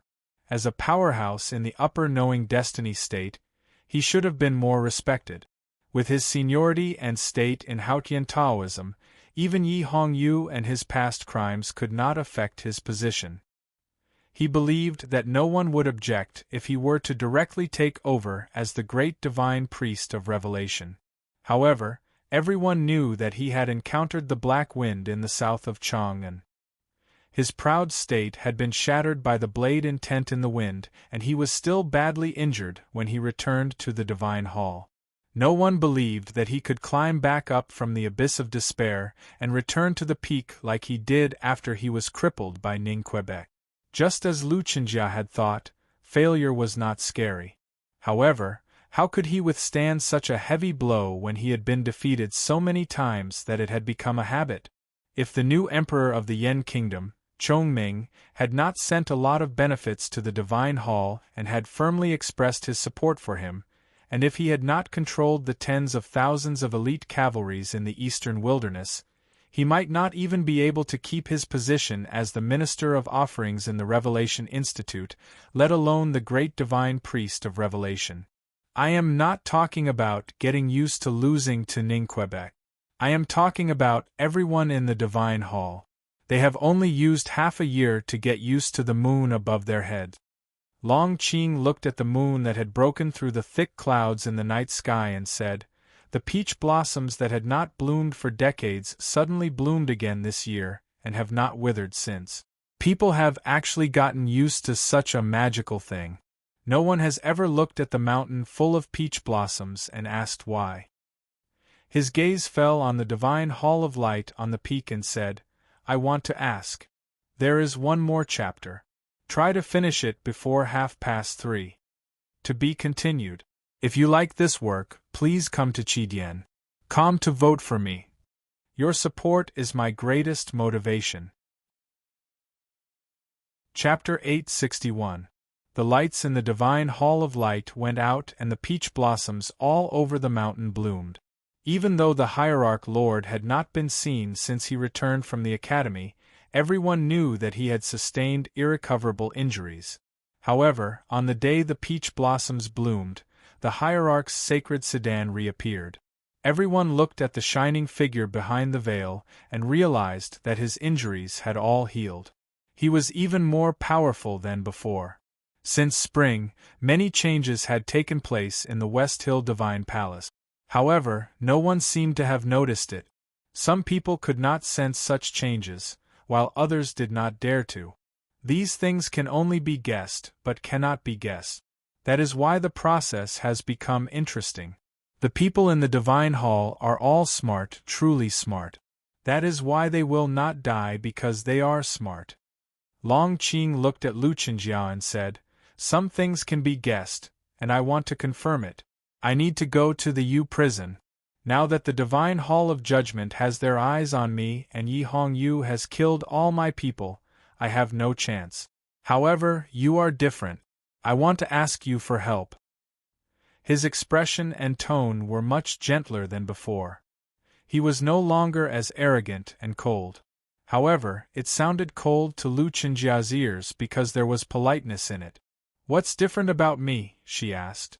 Long Qing looked at the Divine Hall of Light and said, "It is said that she was beside the great Divine Priest of Revelation before he died. She went to see the Hierarch and the Hierarch's blind eyes were healed. However, the peach blossoms have bloomed for such a long time and she has never entered the Divine Hall of Judgment. She has never seen Yi Hong Yu." Lu Chenjia said, "What are you trying to say?" Long Qing said, "If I am not wrong, the person in the Divine Hall of Light is really her. You used to have a bad relationship with Ningke, but now you have an advantage. As long as the two girls in white in the Divine Hall say something, you can help me. Even Yi Hong Yu will not dare to stop you." Lu Chenjia lowered her head and asked, "Why?" Long Qing said, "Because she knows that helping you is helping me. She will do anything that will make the Academy and Ning Ke unhappy, because this is what she hates the most." Lu Chenjia said, "Why don't you go to the Divine Hall of Light directly? Everyone knows that you are the one who hates Ning Ke the most in the human world." After a moment of silence, Long Qing said, "I dare not take the risk because she used to hate me." Lu Chenjia looked into his eyes and said, "You just said that smart people die easily because they are smart. Mortals speculate about heaven's will. This is also a risk." Long Qing said, "There are some things that we have to do even if we die." Lu Chenjia looked at the flowers in front of her and asked, "When?" Long Qing said, "The sooner the better, because I don't have much time." Lu Chenjia said, "I like that you are so honest with me, so I will do it. But I still don't understand why you want to enter the Yu prison." Long Qing said, "I want to see someone." Lu Chenjia asked, "Why?" Long Qing said, "I have been to the Jishou Abbey. The gate is closed." Lu Chenjia looked at his face and said in a trembling voice, "You still haven't given up?" Long Qing said calmly, "If I give up so easily, how can I be worthy of the hardships I've suffered over the years and the countless times I didn't give up in desperate situations?" Lu Chenjia felt the aura coming from his body and knew that he had obtained true peace. She could not understand why a man who was so calm would still be so stubborn. A calm heart does not mean a dead heart. Long Qing looked at his chest, under the black divine robe. There was a hole there. There was no heart inside, only a black peach blossom. When the mountain of peach blossoms bloomed, the black peach blossom in his chest that had almost withered in the south of Chang and miraculously recovered. He felt that this was a sign from Haotian. He looked in the direction of the Divine Hall of Light and said calmly, "I have thought too much in the past. My Taoist heart is firm but mottled. Those mottled spots are the traces of shadows, just like the dreams I entered when I climbed the mountain in the academy. I saw light and darkness, but I could not figure out where I should stand. Now I just want to heal my injuries and have a fair fight with Ningquebec. I want to see who Haotian has chosen. Even if Haotian did not choose me, I can't not choose myself." The bright moon shone on the trees of the Revelation Institute and the peach blossoms all over the mountain. Ning Ke stood at the edge of the cliff in front of the flowers and looked at the full moon in the night sky. After confirming that there would be no clouds tonight, he jumped to the opposite cliff. He used the emblematic gesture of the Buddhism sect to stop thinking about the array intent coming from the cliff. Then, he slowly loosened his right hand and grabbed the rope hanging from the cliff. The rope was very long and strong. One end of it was tied to the neck of the big black horse on the cliff platform above the precipice, while the other end was tied tightly to Ning Kei's waist on the precipice. He pulled the rope gently and sent a signal to the plateau high above. The big black horse felt the vibration from the rope and slowly walked to the edge of the cliff. Ning Kei fell down the cliff. With the moonlight, the clouds that shrouded the U prison were much lower, revealing the stone windows that looked like ant nests. Ning Kei came to the cell where Chen Pippi was and pulled the rope again. The big black horse did not continue forward. Ning Kei was worried that he would be swallowed by the clouds and fall to his death. Now that he was tied by the big black horse, he should be at ease. But looking at the clouds not far below his feet, his heart still palpitated. He did not dare to look at his feet and looked directly at the stone window. Chen Pippi looked at him with a smile in the stone window. Only light could pass through the stone window. Even if someone were to use the blood-colored giant knife to chisel the stone on the cliff, the sound would not be able to enter the cell. Chen Pippi could immediately find Ning Kei outside the stone window. It was not because he had a telepathic connection with Ning Kei, nor was it because he could predict. It was because he had been looking outside the window. To be more precise, in these few days, he ate, bathed, and farted, but he did not sleep much. He had been looking outside the stone window all the time. The deacon in the U prison thought that he had gone crazy from being locked up and was staring at the unchanging blue sky. In fact, he was just waiting for Ning Quebec. He knew that Ning Kei would definitely come, but he did not know when. So, he could only keep looking outside the stone window to make sure that he would not miss it. Ning Kei took out the letter that he had written from his chest and laid it flat in front of the stone window. Chen Pippi looked at the tiny words on the paper with the light of the oil lamp in the cell and frowned slightly. He was indeed the only genius in the academy who had 6 A+ courses. He had memorized the contents of the letter after a few casual glances. It would not be difficult for him to recite the contents of the letter. Ning Kei put the paper back into his chest and asked silently with a smile, "Isn't it awesome?" It was only then that Chen Pippi knew that this was the Academy's plan. He could not help but feel that it was ridiculous, but when he thought about it carefully, he felt that it was very reasonable. But in the end, he still shook his head. It had nothing to do with the Academy's plan.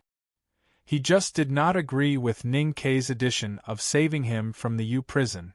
The more reasonable the Academy's plan was, the more he could not accept that he would disrupt it. Seeing him shake his head, Ning Kei did not say anything and directly raised his middle finger. Chen Pippi still shook his head and used his finger to write some words in the air. Ning Kei looked at these words and frowned slightly. He did not understand why he mentioned her. He stretched out his finger and wrote a dirty word in the air outside the window. Chen Pippi was a little angry and used his finger to write an even more dirty word. Ning Kei was not angry. The scene at this moment reminded him of the past when he had just entered the academy. He could not help but laugh at the fat man's words in the old library. Time passed so silently and disappeared without a trace. Who would have thought that after so many years, he and Chen Pippi would both come to Peach Mountain and start to communicate again inside and outside the precipice. Chen Pippi probably also remembered the past. He smiled silently and said, "The food in the U prison is really delicious. If you are interested, you can come in and try it." At this moment, he suddenly heard the sound of the door opening behind him. Then, someone walked into the cell. The smile on his face suddenly disappeared and he raised his eyebrows at Ning Kei outside the window. Ning Kei understood and quickly moved to the side of the precipice. After ensuring that due to the angle of the light, the people in the cell could not see him outside the stone window, he looked at the cell again. When he saw the person who walked into the cell, he could not help but be a little surprised. He did not understand why this person would appear. Chen Pippi had not seen the man who walked into the cell, if he did not remember wrongly, but he recognized the silver mask, so he was also a little surprised and puzzled. "If I am not wrong, you should be very low-key in the West Hill Divine Palace now. Why would you break the taboo to see me?" And how did you know that I was locked up here? Don't tell me that you have a trusted aide in the judicial department.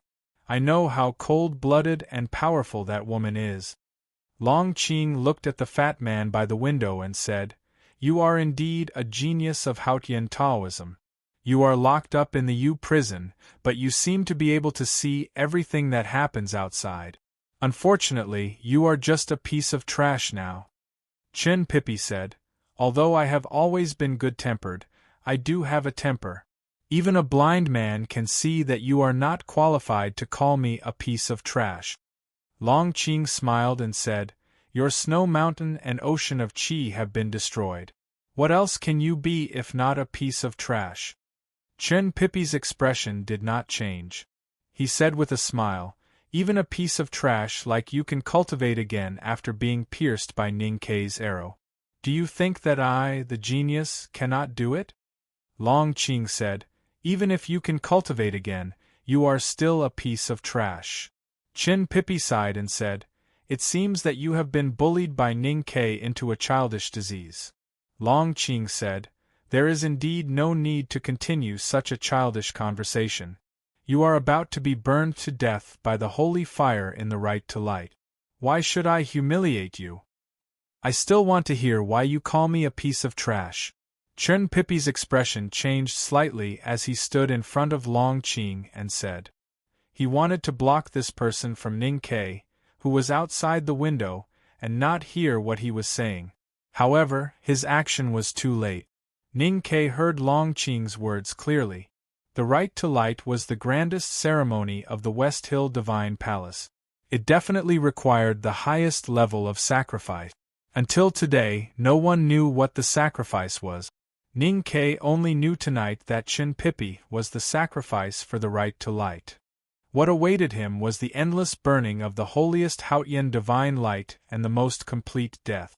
This sacrifice is really expensive and heavy. Looking at Chen Pippi's broad back in the cell, Ning Kei smiled and thought. Then, he silently cursed the wife of the Grand Secretary Xing Jing as the most shameless whore in the world. This is Chapter 27. By the way, I'll talk about the 27 cups of wine again. The original text of the 6th cup of wine was the stone path bends, and at the end there is a girl. When I was writing it, I forgot this line. Later on, when I looked at the newly written line about the mountain ghost, I found that the meaning was actually the same. I couldn't help but be somewhat stunned. After 2.5 years, the story or sentence I wanted to write still had some similarities. It was said that authors should try their best to be innovative and change when writing stories.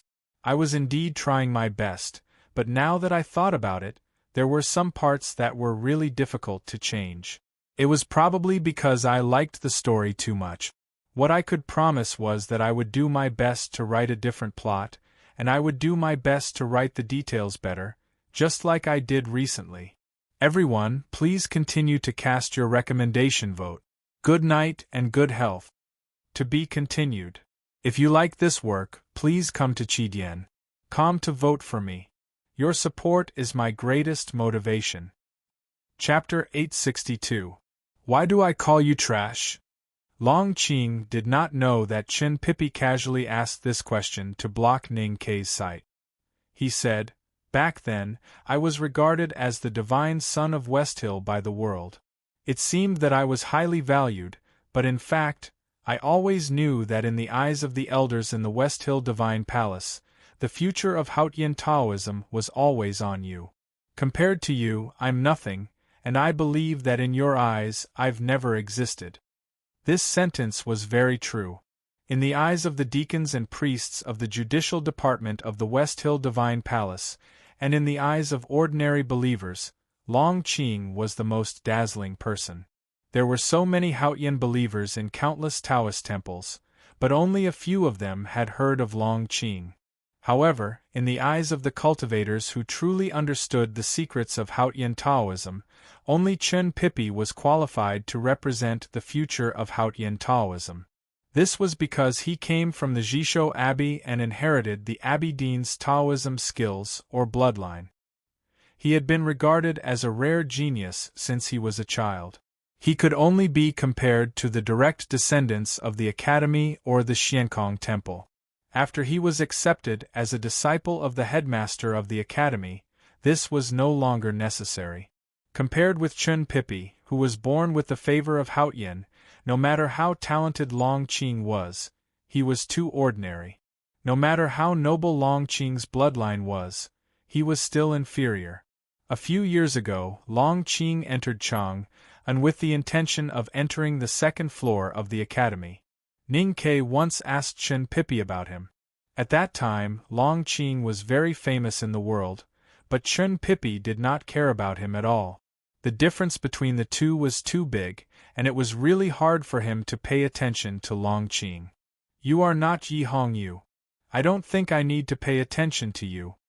Chun Pippi looked at Long Qing and said. Long Qing said, You are a peerless genius of Haotian Taoism, and I am just a prince in the mortal world. Naturally, you don't need to pay attention to me. Furthermore, you are indeed the youngest person in the cultivation world to enter the knowing destiny state. However, what puzzles me and makes me laugh is that you have stagnated since then. Not to mention that Yi Hong Yu has far surpassed you, you are not even as good as me in terms of states. He possessed an incredible bloodline and experience, and possessed the publicly recognized talent of the Taoist sect, but in the end, he became such a mediocre person. How could it be explained by saying that he was not as good as he was when he was young? This only proves that there's something wrong with your temperament. No matter how much talent you have, you're still trash in the end. Chun Pippi smiled but did not say anything. Long Qing's pale cheeks flushed. He stared into his eyes and said, I don't understand. Even I can see that there is something wrong with your temperament. Why couldn't those predecessors of Haotian Taoism see it? Why couldn't the Abbey Dean see it? Why couldn't the headmaster see it? Why are you still qualified to be locked up in the U prison so solemnly when you have already become a real waste? Why is it that a useless person like you is qualified to be a sacrifice for the right to light, a sacrifice that Haotian wants? Chun Pippi found it funny and said, I don't think it's an honor for the sacrifice to be burned to death in the right to light. If you think I'm not qualified, please talk to the hierarch quickly. Long Qing suddenly realized that he had lost control of his emotions just now. Looking at this person's amiable face, he did not know why he had spoken out his true feelings. His expression could not help but turn cold. Even if I'm trash, I don't want to hear too much nonsense. Chun Pippi looked at him and spread out his hands. You must have spent a lot of effort to enter the U prison. Did you just want to vent your hatred and jealousy? I don't remember meeting you when I was young. If you have any childhood trauma, I can't take responsibility. Look at that woman, she has never taken responsibility for me. Long Qing had already calmed down.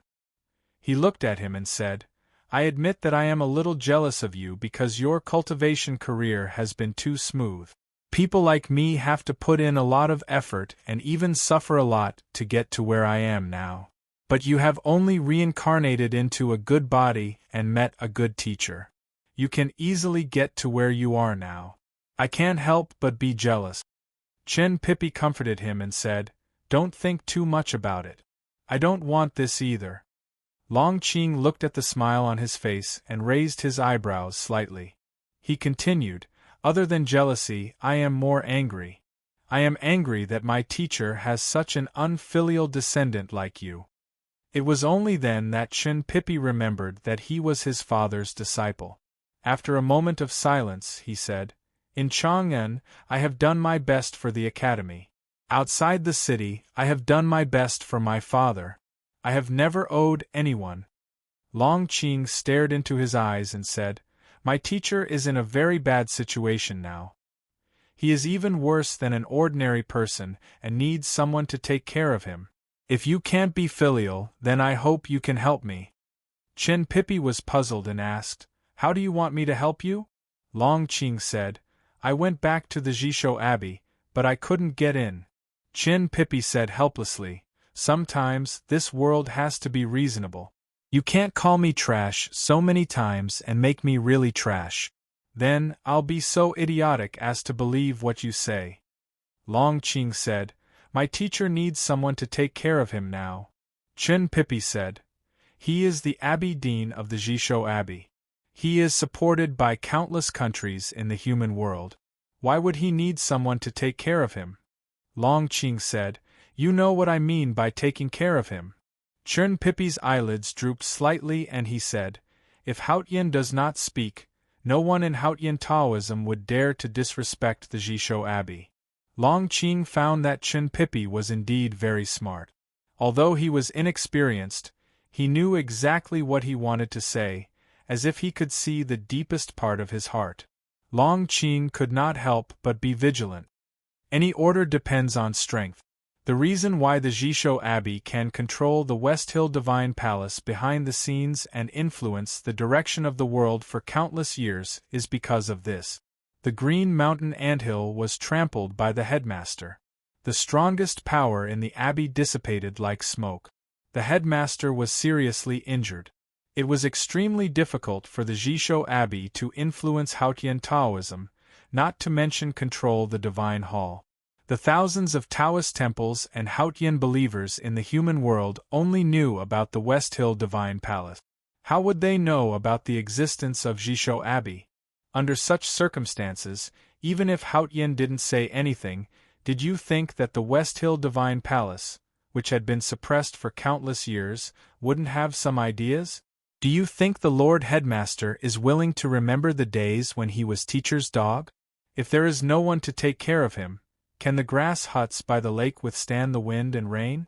Long Qing looked at Chen Pippi and said honestly, I know that my current state and strength is not enough to restore the Jishou Abbey to its former glory.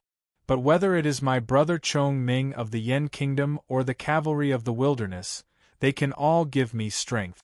Otherwise, I would have been forced to leave Peach Mountain long ago. I think this should be some kind of proof. Chen Pippi looked at his eyes quietly and said, He was seriously injured in Chang'an City. His state and cultivation are all gone. Even if Haotian takes pity on him, he can't save him.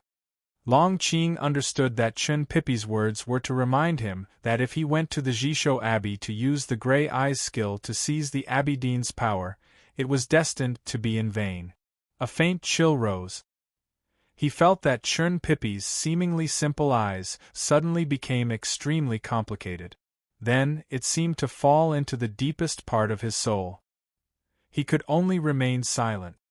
7 in and 13 out, Chen Pippi suddenly said. Long Qing was slightly stunned and asked, What do you mean? Chen Pippi looked at him and said with a smile, This is the way to enter the abbey. If you can't understand this sentence, it can only mean that you will never be able to catch up with a useless person like me. Long Qing got the answer he wanted and left the cell. Chen Pippi turned around and looked out of the stone window. Ning Kei's face appeared outside the window. He looked at Chen Pippi and asked a few words silently. Chen Pippi smiled and shook his head. Ning Kei raised his middle finger again. Chen Pippi refused to say another word. He turned around and faced Ning Kei with his broad back and butt. Then, he raised his right hand high above his head and raised his middle finger. Ning Kei stood on the precipice and looked at the back of his senior brother through the stone window. He was silent for a long time and pulled the rope. The big black horse on the cliff above felt the movement of the rope and retreated. Ning Kei followed it on the precipice and gradually separated from the stone window. The right to light was the grandest and highest standard sacrificial ceremony of Haotian Taoism. It could only be held when Haotian sent a miracle to the human world. The human world had not seen Haotian's miracle for many years, so the right to light had not been held for many years.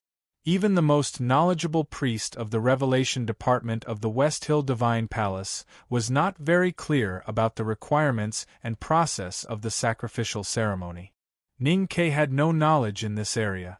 After leaving the U prison on the precipice and returning to the Revelation Institute, he stayed in the book hall to read the classic. Finally, He found some relevant content in an extremely thick book about the ceremony and confirmed that the right to light did require sacrifices. Those sacrifices could be a sword, a sheep, or a blade of grass. However, these sacrifices must contain the purest faith. Sometimes they were even the original objects of Haotian's miracle, so they were extremely rare.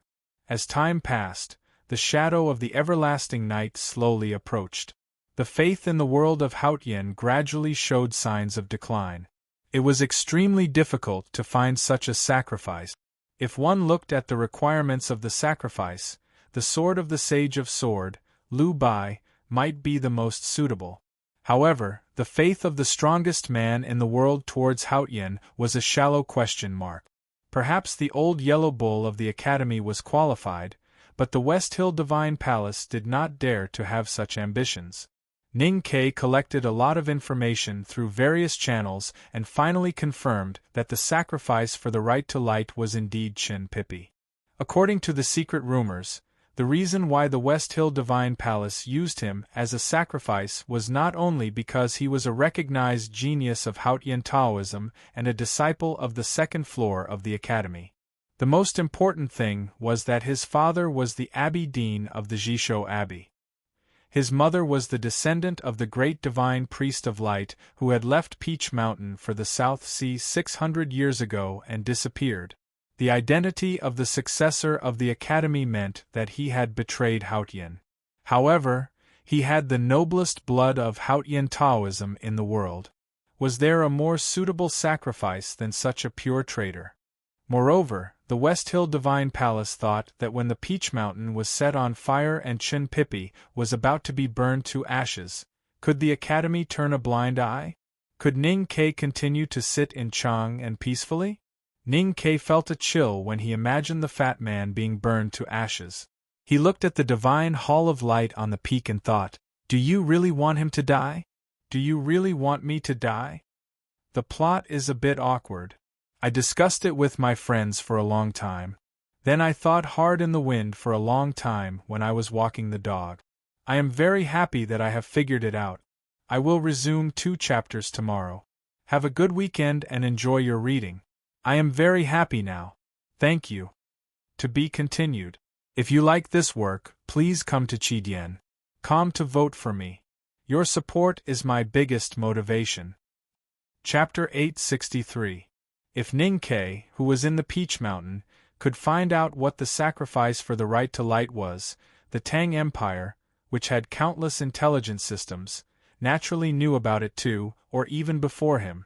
But now he could only think about how to deal with the right to light by himself. He had basically confirmed that the news was deliberately released by the West Hill Divine Palace. The Divine Hall wanted to force the people from the academy, especially him, out of Chang'an, because the Divine Hall always thought that he was still in Chang'an, which was a problem the Divine Hall could not solve. The reason why he was so angry at the Divine Hall of Light was because he was very sure that it was the woman in the Divine Hall of Light who had chosen Chen Pipi. The right to light was for Haotian, and since Haotian was in the human world now, it was up to Haotian to decide the sacrifice. Ning Ke had mixed feelings. Many years ago, after killing Yen Suqing, he was attacked by the Vermilion Bird Talisman on the Vermilion Bird Avenue. Thanks to the protection of the Big Black Umbrella, he did not die on the spot. If not for Chen Pipi's help after escaping into the old library of the academy and eating a precious heavenly power pill, he would not have survived. Luckily, his snow mountain and ocean of qi were rebuilt, and the loser who could not cultivate finally set foot on the road of cultivation. In other words, Chen Pipi had really changed his fate. Although he did not say anything in the following days, he had never forgotten about it. He had specially told Sang Sang to remember that he owed Chen Pipi his life. The reason was that he valued this matter very much and was afraid that he would forget it. So he asked Sang Sang, who never forgot important things, to remember it for him. But now it seemed that she had long forgotten about it. That night, Ning Ke sneaked down the precipice again and scolded the woman in the Divine Hall of Light by the stone window to show his firm stand on the matter of clothes and limbs. Then he took out the revised plan during the day, and kept explaining to the stone window. But he had to stop after a short while.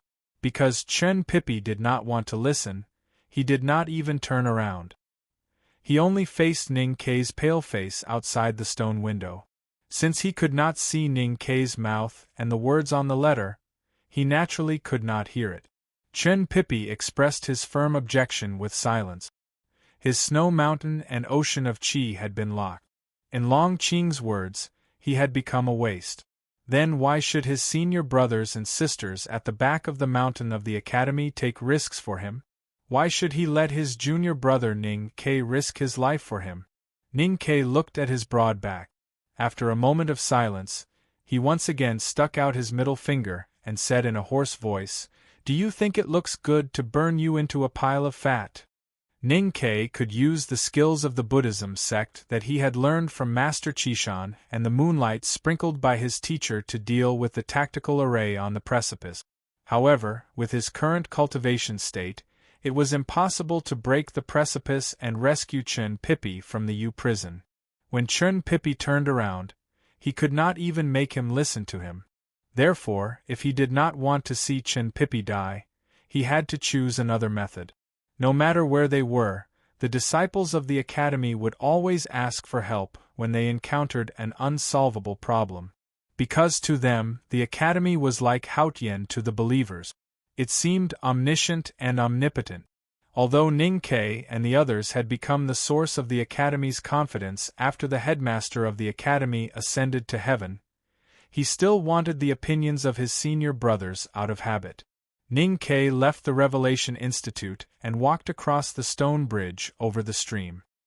He came back to the small town and handed the letter to the old sweet potato seller to the old man, hoping to get a reply as soon as possible. "I don't know what you are going to do. Just be careful," the old sweet potato seller said. Ning Kei said, "Since I have come to Peach Mountain, I have never thought of going back alive. Or rather, I have never thought of going back alone. And I don't believe that anything will happen to me." After finishing his business, he held 2 sweet potatoes and walked out of the town. The sweet potatoes had just come out of the oven and were extremely hot. Although he was not afraid of the heat, he kept changing his hands to avoid attracting attention. It looked a little funny. A horse carriage came. He looked at the girl in white in front of the carriage and remembered that he had met this carriage on the day of the thunderstorm. After passing by, he subconsciously looked back and saw that the girl in the carriage was still tall and fat. He could not help but have some malicious guesses and felt inexplicably happy. In the middle of the night, he dived to the bottom of the cliff again. The big black horse was still doing hard work on the cliff plateau. He hung in front of the stone window and kept trying to persuade Chen Pippi in the cell. However, Chen Pippi still did not turn around. Since he could not hear the sound, Chen Pippi could completely ignore him. The most important thing to be a man is to have confidence. "I know what you are worried about, but what's there to worry about? The headmaster is looking at us from heaven. You don't even dare to try? Aren't you afraid that you will anger the old man to death? What if he is fighting with Haotian when he is angry and gets beaten up by Haotian when he is distracted?" The headmaster said that you can easily enter the knowing destiny state because you are optimistic. But where is your optimism now? Is it because you are fat again that you feel inferior? Is that why you don't want to see others? You are so useless. I saw a rich girl these days. She is not married yet, but she is fatter than you. Taller than second brother. She looks like she is pregnant before marriage. But how can she feel inferior at all? She wandered around the world with her maidservant all day long. She bought a lot of high-calorie food like roasted sweet potatoes. That is a lot of them. Do you know how many there are? Even the starving people in Hebei County can be fed like pigs. But she just doesn't care at all. Look at what kind of style is that. That is confidence. Dangerous clouds and mist floated between the quiet cliffs. Ning Kei climbed the stone window like a herbalist and talked earnestly to the window. Although Chen Pippi still refused to turn around and could not hear what he said, he became more and more excited. He could not help but laugh when he thought of the fat girl. There were no traces of human beings between the cliffs for thousands of years. The West Hill Divine Palace did not have any surveillance here, so he could speak freely. Even if his voice was carried by the wind, it was even softer than the rustling of leaves when it reached the divine halls on the peak. Even the powerhouses above the 5 states could not hear it. So Ning Ke was very relieved. But he had long forgotten that the woman in the divine hall of light was not human. Sang Sang stood on the balcony behind the divine hall of light, looking at the ridiculous scene in the abyss below and listening to the ridiculous words of the ridiculous man. She frowned slightly. On the smooth floor behind her, a small pile of sweet potatoes was neatly stacked. Not far away was the leftover sweet potato skin. She was still holding a cold sweet potato in her hand. The sacred and solemn divine hall of light was now filled with wine urns, food, and sweet potatoes. Even though those things, including the garbage, were all neatly arranged and full of cold lines, they were still food. No matter how cold and tidy they were, they still had a unique taste of the human world. This was also the reason why she became extremely angry after hearing Ning Ke's words on the cliff. In her eyes there were countless stars being destroyed and countless seas being burned. The extremely strong willpower swept the whole world in the form of anger, as if it was going to burn everything. Different from the previous 2 times, tonight her anger did not change the color of heaven and earth, nor did it attract thousands of thunder. That was because she had learned how to control emotions. For cultivators or human beings, learning to control emotions was undoubtedly a very good thing. But for her, it was not necessarily a good thing. Because from another perspective, it meant that she had now begun to get used to the emotional things in her consciousness, which she should not have been used to. Only human beings needed such useless derivatives as emotions. She was the rule of this world. She was objective, so she was cold. She would never be happy because of external things, nor would she feel sad. When she began to constantly have feelings of hatred, anger, or other emotions, or even began to get used to these emotions, what would happen? The sweet potato in her hand had become cold, just like the world and that kind of life she was used to. She raised the sweet potato in her hand and took a bite. She found that the feeling from her lips and tongue was very uncomfortable. She knew that it was not delicious. After all, sweet potatoes were only delicious when they were hot. She looked at the bright moon in the night sky, silent as usual. Her slender eyes slightly squinted, like willow leaves that were folded by the wind by the Yenming Lake. She was Haotian who was left in the human world. Her aura gradually became turbid. She wanted to return to the world she was familiar with and live the life she was familiar with. However, the door of the divine kingdom had been destroyed and blocked by the bright moon. It blocked her way back, and now she could not open the passage by herself. The West Hill Divine Palace held the right to light to try to open the way for her to return to the divine kingdom of Haotian. The reason why they chose Chen Pippi was that his blood was the purest and contained the most devout faith to her for countless generations. Moreover, he was the most beloved student of the bright moon. She looked at the bright moon and imagined what she would do after returning to the divine kingdom. She felt satisfied, but suddenly remembered that there were no sweet potatoes in the divine kingdom, no matter whether they were hot or cold. She suddenly came to her senses and became more and more vigilant. She glanced at the sweet potato in her hand that was subconsciously reheated by the divine flame. She frowned in disgust and threw it out of the balcony. The divine hall of light was on the peak, and below it were 3 cliff plateaus. Below the 3 cliff plateaus was the U prison on the precipice.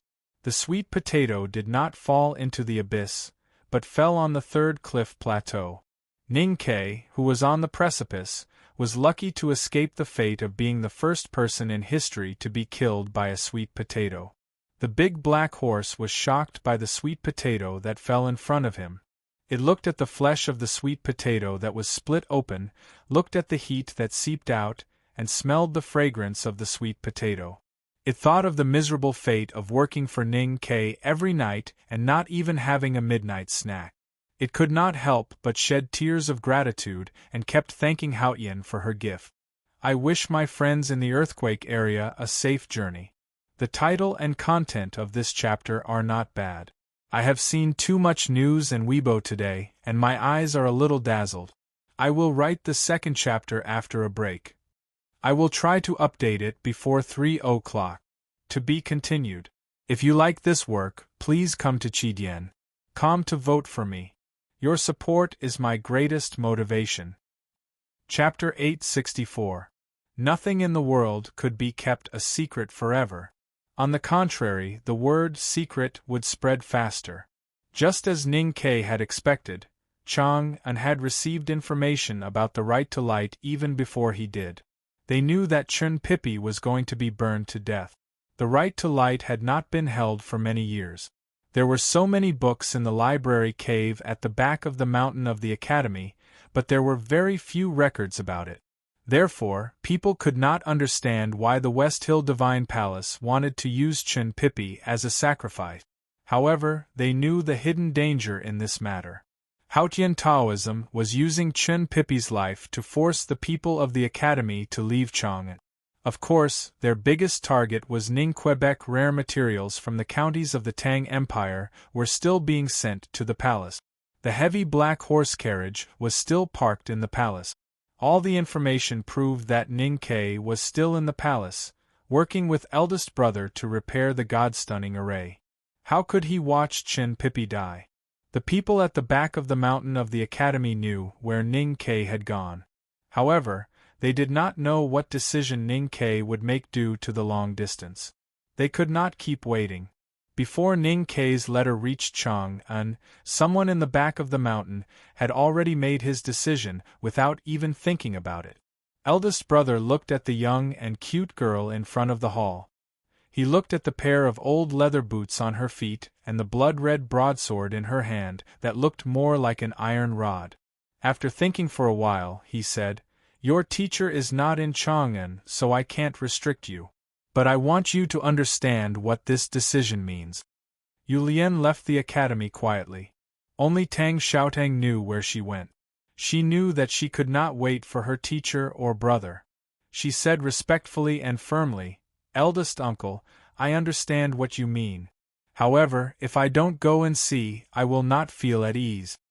There were many small stones in her boots and dust on her clothes.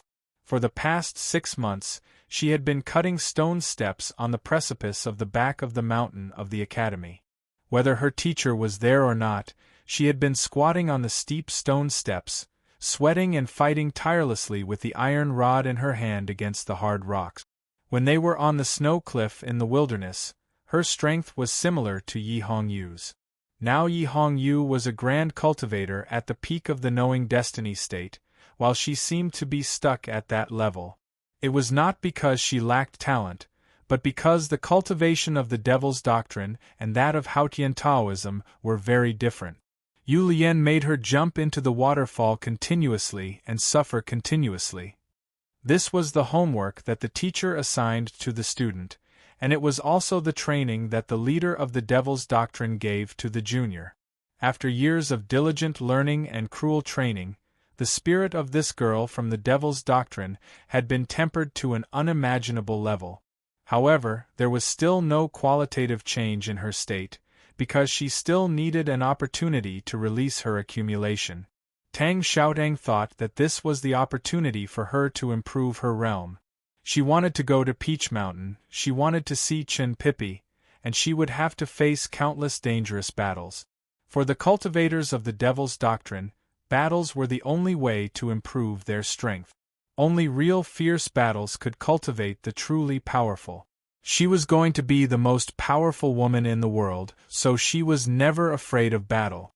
But when she said goodbye to the academy, she did not think that even if she became as powerful as Yi Hongyu, she would not be able to break into the Peach Mountain to save Chun Pippi. Even if she could find the true meaning of being a powerhouse in battle, she would not be greeted by the shocked eyes of the cultivation world, but a cold death. None of that mattered. As she said before, what she sought was peace of mind and battle. If she did not dare to fight, how could she have peace of mind? Eldest brother looked at her, as if he was looking at the third sister who came to the academy with their teacher many years ago. She loved wearing green dresses and had a pair of frighteningly mature eyes. If you encounter anything, listen to your youngest uncle, he ordered. If youngest uncle makes sense, I will listen to him, Tang Xiaotang said.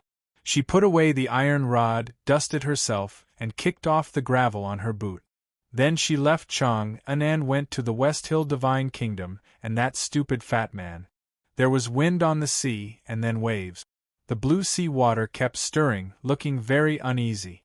So there were many uneasy clouds in the blue sky that reflected the color of the sea water.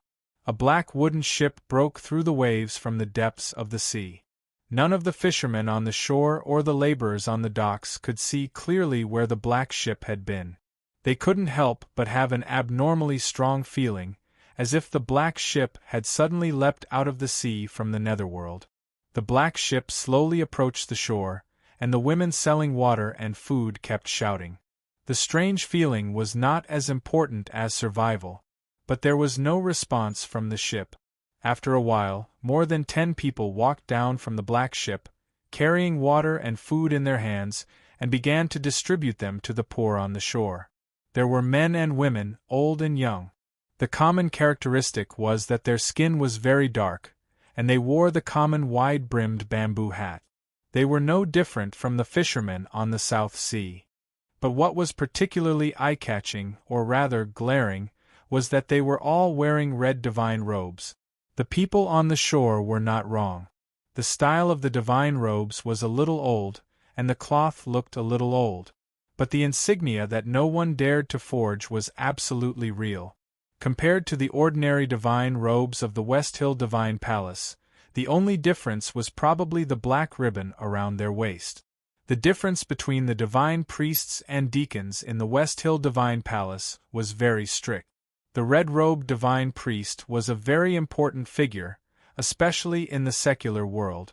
Usually, a small country would have a red-robed divine priest, and the great river kingdom that the town belonged to only had 3 red-robed divine priests. And the dozen or so men and women who looked like fishermen were all wearing real red divine robe. Could it be that they were all red-robed divine officials? How could there be so many bigwigs in the remote South Sea? The people in the town found it hard to believe. What was even more unbelievable was that these red-robed divine priests actually condescended to personally distribute food to the poor. When had the divine priests in the divine hall ever done such a thing?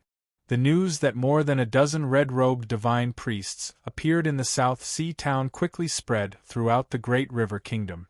When the king of the Great River Kingdom and the representative of the Black Ink Garden rushed to the seaside day and night, they found that the red-robed divine priests had already left, and no one knew where they went. These red-robed divine priests, who looked like fishermen, began to silently walk north after landing on the shore.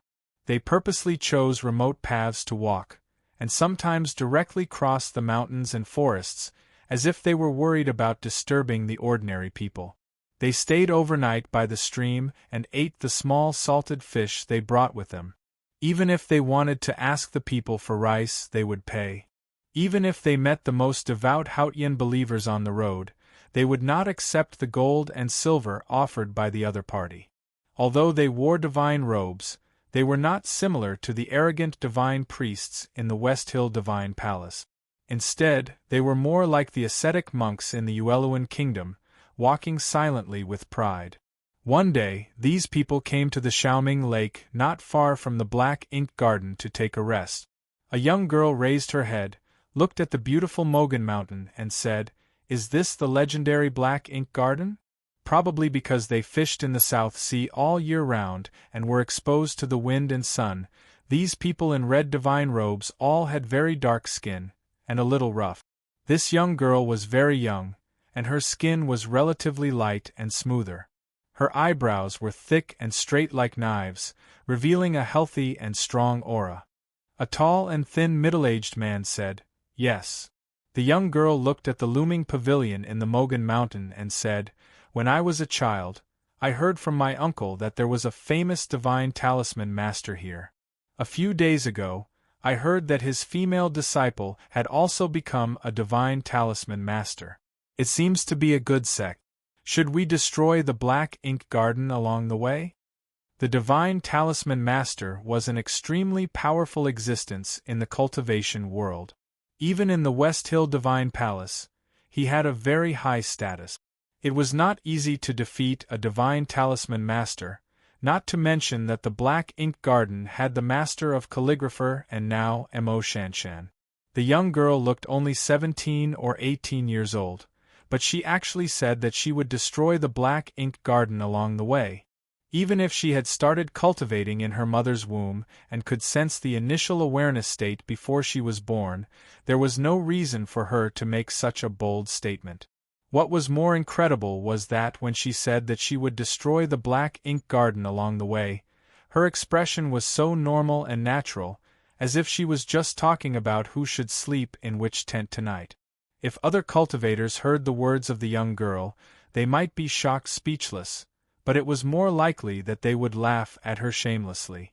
However, the people by the lake did not show any strange expression, as if it was a matter of course for them to destroy the black ink garden. Some of them even looked at the young girl with a doting expression, as if they would immediately go to the black ink garden as long as she was willing. The tall and thin middle-aged man looked at the young girl and shook his head. He said, "Little you, don't mess around. Now we have something important to do. Let's go back to Peach Mountain first." Hearing the words, "Go back to Peach Mountain," the young man's dark face became happy and proud. Even the most taciturn old man smiled. The Right to Light was the grandest sacrificial ceremony in the West Hill Divine Palace and the grandest festival in the world of Hautian. The last Right to Light was so far away that it had left people's memory. Today's Right to Light undoubtedly attracted the attention of all believers, and also welcomed the most distinguished guests in the world. Offerings from various countries were continuously sent to the West Hill Divine Kingdom. Although those rare treasures were not qualified to be the main offerings of the Right to Light, they were enough to satisfy the Divine Hall. Some of the most devout believers of Hautian came to the West Hill Divine Kingdom after hearing the news of the Right to Light. They had been worshipping the mountains since spring. Other than these people, the House of Red Sleeves and other dance troupes from Chang and were the first batch of people to participate in the Right to Light.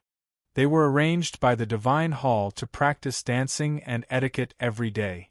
Most importantly, their singing and dancing performances had to go through a lot of tests. A letter from Chang and was sent to the garden, and then to the sweet potato shop in the small town. Then it was brought back to the book hall of the Revelation Institute by Ning Quebet. After reading the letter personally written by eldest brother, he did not do anything else. He did not go to the precipice to see Chen Pippi. Just like everyone else in the world, he quietly waited for the Right to Light. Chapter 865. In order to participate in the Right to Light, countless believers of Hautian poured into the West Hill Divine Kingdom from all over the world. Envoys from various countries arrived one after another. They were arranged by the Divine Hall to stay in the gardens and halls around the Peach Mountain. Those with high status were arranged to stay in the Revelation Institute. Lu Yiqing represented the Sword Garret of South Jin Kingdom. Ning Ke stood on the cliff and looked at the blind swordsman who was brought into the Revelation Institute by Priest Moli. He recalled the battle outside the academy's side gate years ago and could not help but feel a little emotional. Lu Yiqing had been a nobody in the first half of his cultivation career. He only became famous after he was summoned back to the Sword Garret. Many people thought highly of his talent in swordsmanship. Second brother even said that if he did not miss the opportunity, he could possibly reach the level of his brother, the Sage of Sword, Lu Bai. Lu Bai also thought highly of him and asked him to challenge the Academy's disciples who had entered the human realm in Chang, and to sharpen his mind. He did not hesitate to lose to gain something. However, the judicial department of the West Hill Divine Palace did something, and the challenge became a battle of life and death. Ning Ke, who broke out of seclusion, blinded him. An ordinary cultivator would not be able to recover from such a heavy setback. However, Lu Yiqing lived up to Lu Bai's expectations and second brother's comment. After he was blinded, he cultivated in the sword garret for several years. His cultivation state and mind improved by leaps and bounds, and he entered the knowing destiny state like a sword cutting through bamboo. From this point of view, his eyes being blinded by Ning Ke might be the so-called opportunity that second brother had once mentioned. During the battle in the Verdant Canyon, Lu Bai had chopped off the second brother's right arm and suffered serious injuries. He had returned to the sword garret to recuperate. Now, Lu Yiqing was in charge of the affairs of the sword garret. It was rumored that the sword garret had killed the emperor of the South Jin kingdom in a fit of rage. Ning Ke had met Qing Jiqing, a powerhouse in the knowing destiny state of the sword garret in the Lank Temple. However, he was not in the sword garret today. It seemed that Lu Yiqing's position in the sword garret had been stabilized. He was still puzzled because the Sage of Sword, Lu Bai, did not come. Although it was rumored that he had not recovered, the right to light was a big event. As a visiting professor of the Divine Hall, Lu Bai should be there in person. Then, Ning Ke saw the delegation from the Golden Tribe Royal Court. The delegation of the Golden Tribe Royal Court only had one carriage. In the carriage sat an old man with wrinkles all over his face. The carriage was not pulled by a horse, but by a strong grassland man with muscles as hard as stone. He looked extremely shabby. However, after knowing the identity of the two, no one felt that the scale was shabby anymore, because the old man in the cotton shirt in the carriage was the most respected national master of the Golden Tribe Royal Court, Master Baoding, and the strong grassland man pulling the carriage was General Lebu, the #1 martial arts master of the Golden Tribe Royal Court. Even if there were only two of them, it was enough to show the Golden Tribe Royal Court's respect for the divine halls of West Hill and the importance they attached to the right to light. What shocked the divine halls the most was that the national master of the Golden Tribe and Lebu came to West Hill directly through Tang, instead of going around Yuelun. Ning Ke had met the nation master of the Golden Tribe Royal Court in the wilderness and knew how unfathomable this seemingly ordinary old man's state was. He did not even dare to look at this old man. The Yen Kingdom's diplomatic corps had also arrived. Emperor Chongming, who had just ascended the throne at the beginning of the year, had abandoned the heavy state affairs and arrived with hundreds of attendants. Then, the representatives of the Buddhism sect arrived as well. Monk Guan Hai, the abbot of the Lank Temple, came alone. Monk Wu Dao was nowhere to be found. Many Iron Staff ascetic monks from the White Tower Temple also came. What made Ning Ke most wary was that the Xiankong Temple in the distant West Wilderness had also sent a representative. It was Qin Yen, the world wayfarer of the Buddhism sect. The noblest royal family and the most powerful cultivators had all arrived at the West Hill Divine Kingdom to participate in the right to light. The scale of the event and the grandeur of the rules far exceeded the Yulan Hungry Ghost Festival at the Lank Temple. Only the Tang Empire did not send an official delegation. The House of Red Sleeves did not send anyone, and neither did the Academy. The war had just ended. Many people could understand why the Tang Empire and the Academy did not send anyone to the right to light. However, they could not understand why they did not hear anything from the Jishou Abbey even though the Xiankong Temple, the unknown place of the Buddhism sect, had sent a representative. One must know that the mysterious Taoist temple was the Taoist sect's unknown place. Many people came to the West Hill Divine Palace. Some waited in the West Hill Divine Palace, while others chose to leave because there was nothing they wanted there. That person was Prince Long Qing. Long Qing left the Peach Mountain and headed for the Jishou Abbey. As the mysterious unknown place, not many people knew where the Taoist temple was in the deep mountains, even in the West Hill Divine Palace. However, he had once lived in the Taoist temple for a long time, so he naturally knew the way back. The Jisho Abbey was in the West Hill Divine Kingdom. It was not far from the Peach Mountain where the Divine Hall was located. There were several steep peaks in between. When the weather was good, one could even see the Divine Hall in the sunlight from the abbey. Long Qing turned his gaze from the Divine Hall and looked at the ordinary and even shabby Taoist door in front of him. Just like the last time he came, the wooden door of the Taoist temple was still tightly shut, and no sound could be heard from inside. The Jisho Abbey was the unknown place of Taoist sect, so it was naturally not as ordinary and shabby as it looked. There was an extremely powerful Taoist divine array in the abbey. When the array was activated, one could not climb over the walls or through the windows.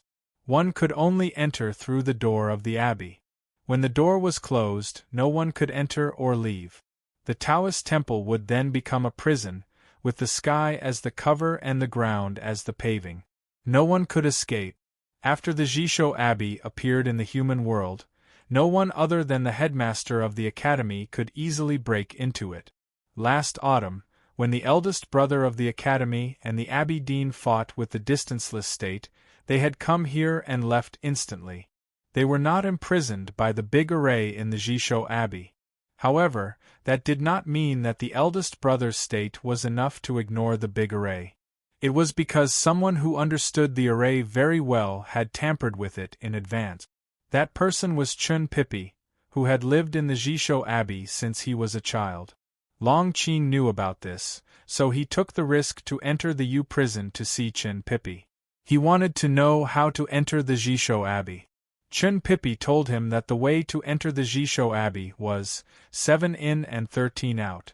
Long Qing did not know what these 5 words meant. After thinking about it for the past few days, he guessed that the 7 in referred to the 7 huts by the lake where the tomes of arcane were placed. They represented the 7 passages of the array, and the so-called 13 out referred to the 13 gates of the array of life and death. He did not know much about the array, but he had courage and determination. Looking at the stone steps in front of the abbey, he took a deep breath and walked up. He stretched out his hand and pushed the door. Before his palm could land on the door, an incomparably majestic aura instantly occupied his body and mind. Numerous streaks of black blood flowed from his nostrils and eyes. He had actually suffered extremely heavy injuries without a sound. If he had not been a heartless person, he would have been dead by now. Long Qing retreated to the bottom of the stone steps and looked at the ordinary wooden door. His face became abnormally pale. He did not expect to enter the Jisho Abbey in one go, but he did not expect the array to be so terrifying. After a moment of silence, he left the abbey and went around to the back of the Taoist abbey. He looked at the gray stone walls that were not high, but he did not have the courage to climb them. Then he saw the Green Mountain behind the abbey. Long Qing was very familiar with the Green Mountain. He had traveled back and forth between the Taoist temple and the Green Mountain countless times. He had walked through the caves in the cliff that looked like ant nests. He knew that the reason why the mountain looked green was because the surface of the cliff was covered with dense green vines. He knew that there were many terrible people living in it. The Green Mountain had collapsed and turned into a mound that was more than 100 feet high. It was covered with green grass and looked like an old grave that had not been taken care of for many years. Long Qing looked at the Green Mountain and noticed that the top was very flat. It gave people the feeling that a giant had stretched out a foot from the sky and directly stepped on the original Green Mountain into its current state. The ant nest-like caves in the Green Mountain had long disappeared. The peerless powerhouses of Haotian Taoism, who had once lived in those caves, had all turned into ashes in the big tomb. Recalling the torture he had suffered in those caves, the power he had felt, the Halfman Taoist was so powerful that it was hard to describe. Long Qing could not believe what he had seen and was shocked speechless. No matter how much he hated those old Taoists, they still represented the power of Haotian Taoism. That experience had always been the source of his pride and confidence. However, in front of this miraculous scene, how laughable was his pride and confidence. Long Qing returned to the Jisho Abbey and sat cross-legged. It took him a long time to get over the shock in his heart and calm his somewhat dispirited heart. He began to continue thinking about Chen Pippi's words. 7 in and 13 out, what did it mean? He thought hard for a night and only opened his eyes again when the morning light came. The moss-covered stone steps came into view again. He suddenly noticed that there were a total of 6 steps in front of the abbey. 13 minus 7 was 6? Long Qing stood up after a moment of silence and walked to the stone steps. He turned around and walked backwards up 6 steps, down 6 steps, and then back up 7 steps. There were only 6 steps in front of the abbey. After 7 steps, his back should have hit the wooden door. However, he did not hit anything because he had already entered the Jisho Abbey. Advancing was advancing. Knowing the masculinity and defending the femininity was the Jisho Abbey.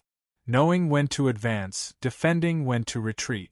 Only by retreating could one enter the Jisho Abbey. 7 in and 13 out, perhaps this was what it meant. Long Qing walked into the Jisho Abbey and walked along the familiar lake. He came to the familiar house. Before he knocked on the door opened. A middle-aged Taoist looked at Long Qing and said, "You came faster than I thought." Long Qing bowed to the middle-aged Taoist and said, "Greetings, uncle." The middle-aged Taoist waved his hand and said, "Go in." Long Qing obeyed and walked into the room. He smelled a faint stench which came from the person on the bed. He had smelled it before in the black wind in the south of Chang'an City. Looking at the person on the bed, he felt a little complicated. However, his expression did not change. He walked to the bed and knelt down with his forehead on the ground. He said, "I am useless. Please punish me, master. I will try to finish the next chapter before 2 o'clock. To be continued. If you like this work, please come to Chidien.com to vote for me. Your support is my greatest motivation." Chapter 866. The person on the couch was the Abbey Dean. He used to be invincible, but now he was plagued by evil. He looked like an ordinary old man who was about to die, but his eyes were still so calm, as if he could see through everything. Long Qing knelt in front of the couch and did not dare to look up. He felt that all his thoughts could not be hidden. "I am not as good as the headmaster, and you are not as good as Ningquebec. This is natural." The Abbey Dean looked at him and said in a weak voice. There were many pauses in just a few words. Long Qing looked up and did not dare to look into his eyes, nor did he dare to look at the deep or shallow knife marks on his face. His eyes fell on the layout of the quiet room. It was a very simple quiet room, similar to the prison cells in the U prison in Peach Mountain. What surprised him was that he did not feel any inhibition in the Jisho Abbey. The Abbey Dean looked at the expression on his face and knew what he was thinking. He smiled and said, "In Chang'an I understood the word tranquility and rejected the will of Haotian at that moment. That was extremely disrespectful, so Haotian didn't let me die. Instead, he let me experience this pain with my life. You're right. There is no inhibition in the Abbey, only the will of Haotian. I'm like a prisoner now. If I can't reflect on my mistakes, I may leave, but I don't know what will happen to me after I leave." The big tactical array in the Jisho Abbey could stop outsiders from entering and leaving, but it could not stop Chen Mao from entering and leaving. Haotian did not place any restrictions on him. His restrictions came from his respect for Haotian and his regret for the mistakes he had made. This lack of restrictions was the greatest torture. Enduring the stench of the bed, Long Qing said humbly, "I will accompany you to take care of you. After you recover, you can at least go to the lakeside." The Abbey Dean said, "I thought that your eyes would immediately turn gray when you entered the room. I did not expect you to be much more patient than before." There was only one skill in the world that could turn a cultivator's eyes gray.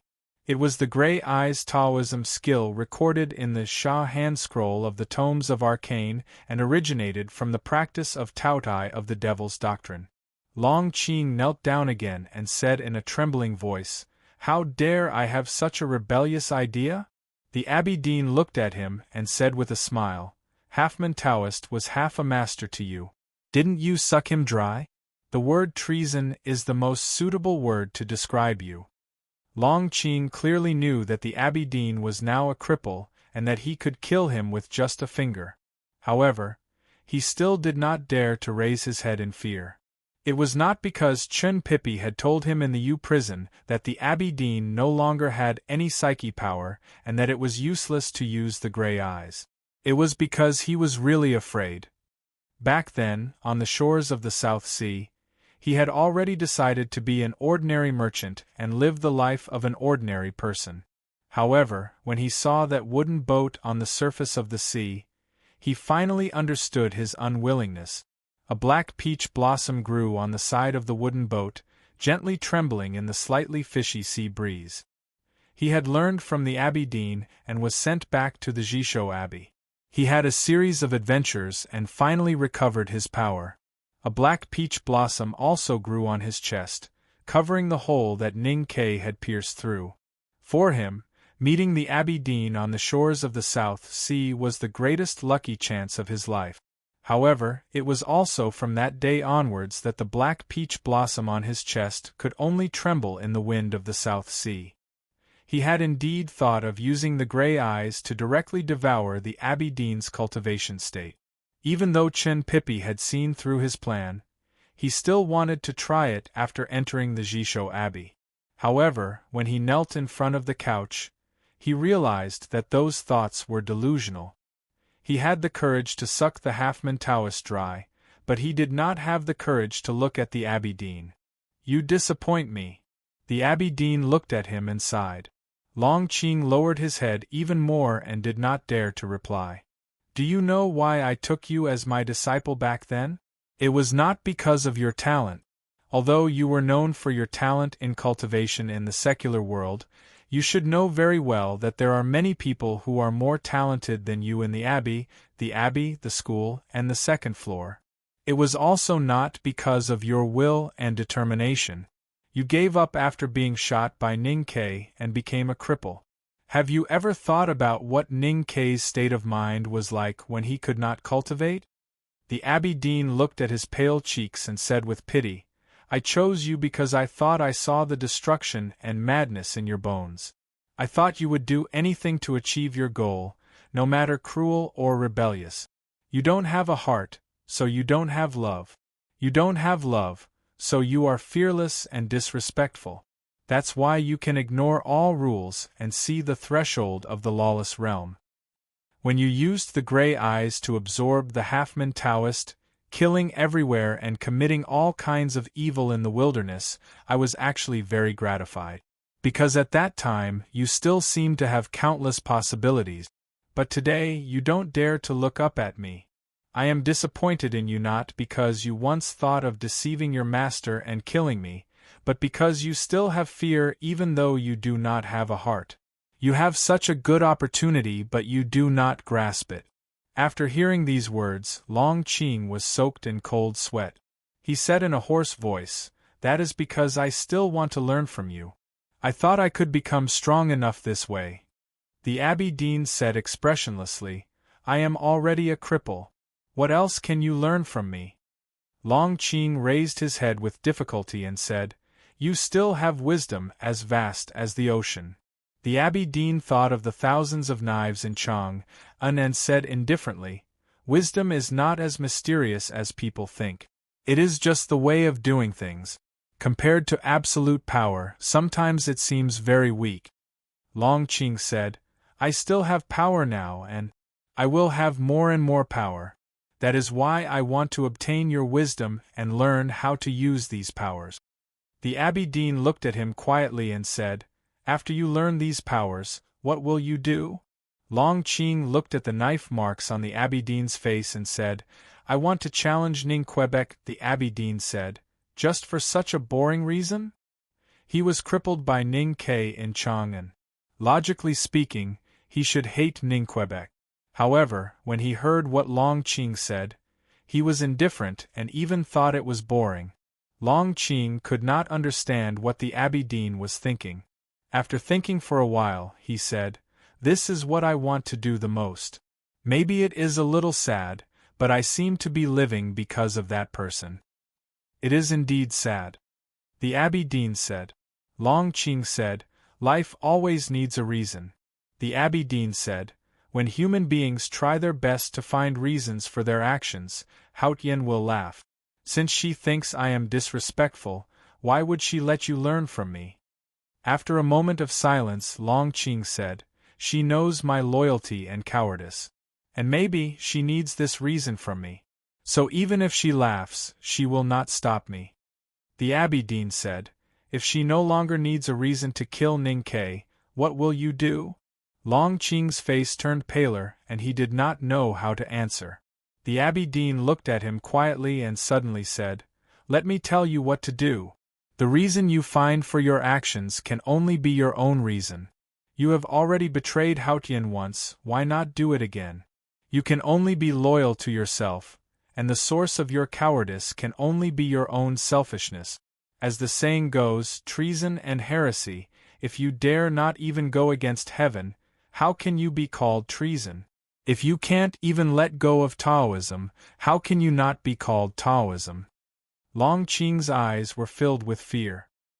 He subconsciously looked out of the window, as if he felt someone was eavesdropping. After being shot into a wasteland by Ning Ke, he had bitterly decided to give up his faith.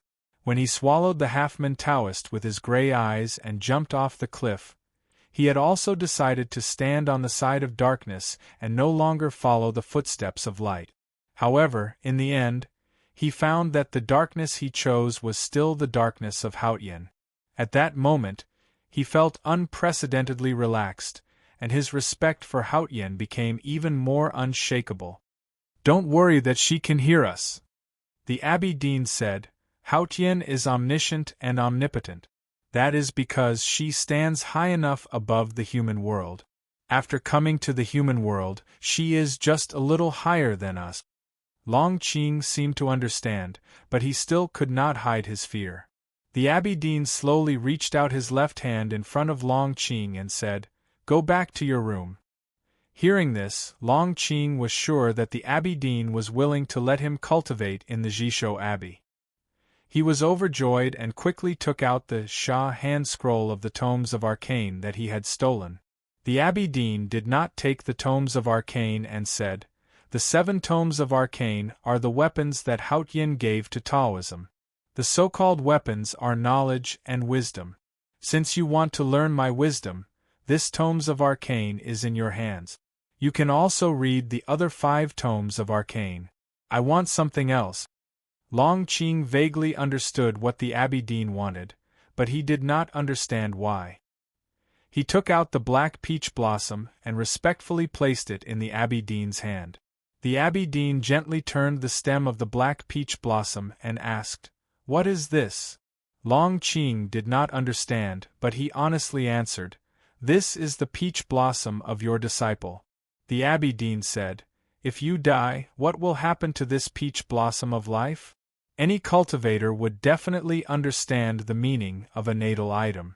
This was the knowledge that must be mastered at the beginning of cultivation.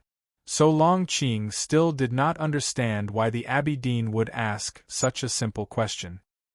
He said, "After I die, this peach blossom of life will wither and never come back to life again." The Abbey Dean looked at the black peach blossom between his fingers and asked, "What if it is another natal item?" Long Qing said, "If it is a natal sword, it can be refined again. But that is equivalent to dying once." The Abbey Dean signaled him to leave the quiet room. Then, the room became quiet again. Wind came in from the window, but it could not blow away the stench from the bed. He struggled to get up and inserted Long Qing's peach blossom of life into the sand table in front of the window. He looked at the black peach blossom trembling in the wind and thought of the peach blossoms all over the peach mountain. He smiled. Haotian came to the human world, The Jisho Abbey became an abandoned prison, and the most powerful cultivator in the human world became a useless man. But the real story had just begun. It's Monday. I need to write a special chapter to solicit vote. To be continued. If you like this work, please come to Chidien.com to vote for me. Your support is my biggest motivation. Chapter 867. There is still one day to go before the character contest. Sang Sang Sang is ranked first for the heroine and Shan Shan is ranked first for the supporting actress. The voting is based on fan value and does not affect the fan value. Therefore, the fluctuation is very big. Since I am already in first place, I still want to fight for it. Please vote on the page of Yi Jianya's book or the main page of Chidien. This is the first chapter. I know it is easy to feel sleepy when writing dialogues without any big contradictions, but it is really hard to write. I will try to finish the next chapter before 2 o'clock. The middle-aged Taoist walked into the quiet room and saw the Abbey Dean standing by the window smiling at the black peach blossoms. He was very surprised and hurried to help him back to the couch. He looked at the Abbey Dean seriously and said, "Senior brother, are you really going to give up your faith?" The Abbey Dean smiled and said, "I grew up in a Taoist temple, and the first book I read was Taoist scripture. My faith in Haotian has long been integrated into my blood and become my breath. The meaning of my life is to carry out Haotian's will. Giving it up is equivalent to betraying myself. Naturally, I will not." The middle-aged Taoist asked confusedly, "If so, why did you let Longqing stay in the Jisho Abbey? Why did you send the letter to the South Sea? Why did you treat the one in the Divine Hall of Light?" Before he finished, the Abbey Dean said, "I believe in Haotian, not the one in the Divine Hall of Light." The middle-aged Taoist was even more confused. He thought that the one in the Divine Hall of Light was definitely Haotian. The Abbey Dean looked at him and said, "If she is Haotian, then who is fighting against the headmaster in the Divine Kingdom? Even if she used to be Haotian, is the Haotian that came to the human world still the Haotian that we believe in? Is the Haotian that has been desecrated by mortals still the Haotian that we believe in?" The middle-aged Taoist said in a trembling voice, "Faith does not allow any doubt." The Abbey Dean said, "What is piety?" "Piety is loyalty to faith." "What is loyalty to faith?" "It is not only loyalty to the object that we believe in. Faith comes from you and me and falls on the other side. There is Haotian, you and me. No one can be missing. Then only the Haotian that we believe in is the real Haotian." The words were very mysterious. The middle-aged Taoist seemed to understand, and his clothes were soaked with cold sweat. He said, "But Haotian will not think so. I told Longqing before that since she has come to the human world, she is no longer omniscient and omnipotent. Now that I think about it, the headmaster of the academy is indeed a great person." The Abbey Dean looked at the sky outside the window and said with emotion. The middle-aged Taoist said, however, "No matter how great a person is, he cannot defeat Haotian. Is death really that scary? Is the goal of human cultivation to have self-awareness and eternity? The drunkard and the butcher think that they are immortal because they have their own divine kingdom. In my opinion, it is not true." The Abbey Dean said, "Haotian is not a life, so it has the property of eternity. Every beginning should have an end, and every life should return to the non-life eternity. If life wants to be eternal, then it can only become a completely different form of existence, and how is that different from death?" The middle-aged Taoist asked, "Then why do we cultivate Tao?" The Abbey Dean thought of the thousands of knives in Chang'an and the things that were filled with the taste of the human world. He thought of himself landing by the lake in the south of the city, and the fish struggling in the puddle beside his face. He said, "Cultivation is for enlightenment and liberation. Only in this way can one obtain peace and joy at the end of life."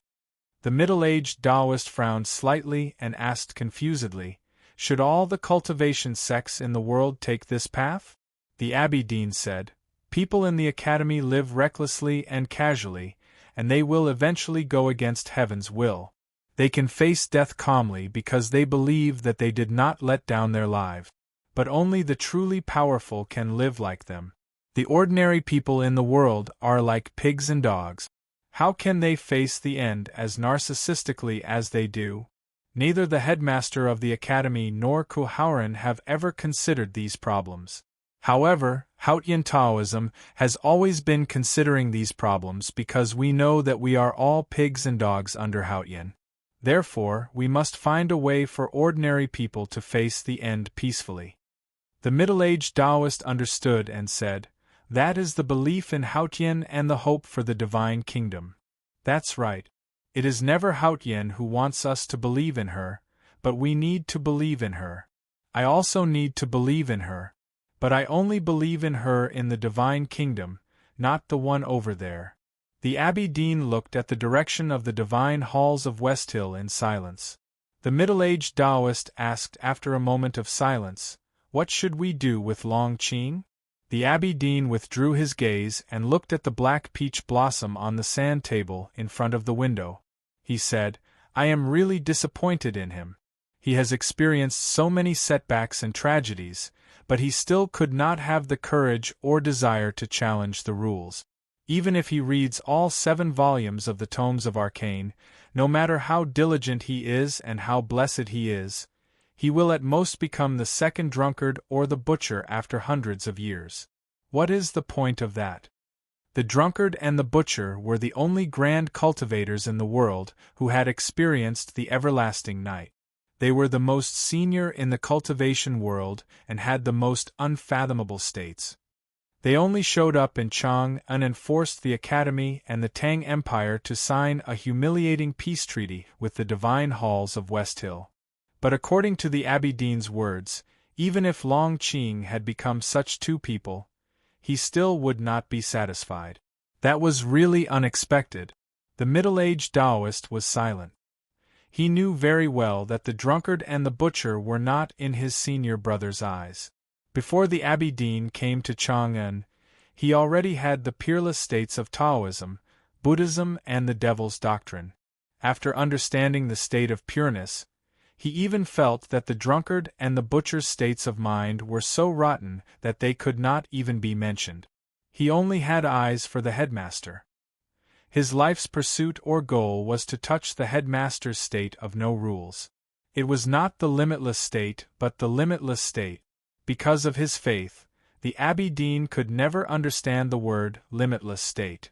That was why he took Long Qing as his disciple, because Long Qing had the hope of breaking through and building up again. Because Long Qing had once betrayed his faith, he hoped that Long Qing could have the chance to walk on that path. Unfortunately, he did not succeed. This is a very cliché story. But it is the same for any story. The Abbey Dean said, Hautian had foreseen the stories that are happening in the human world many years ago.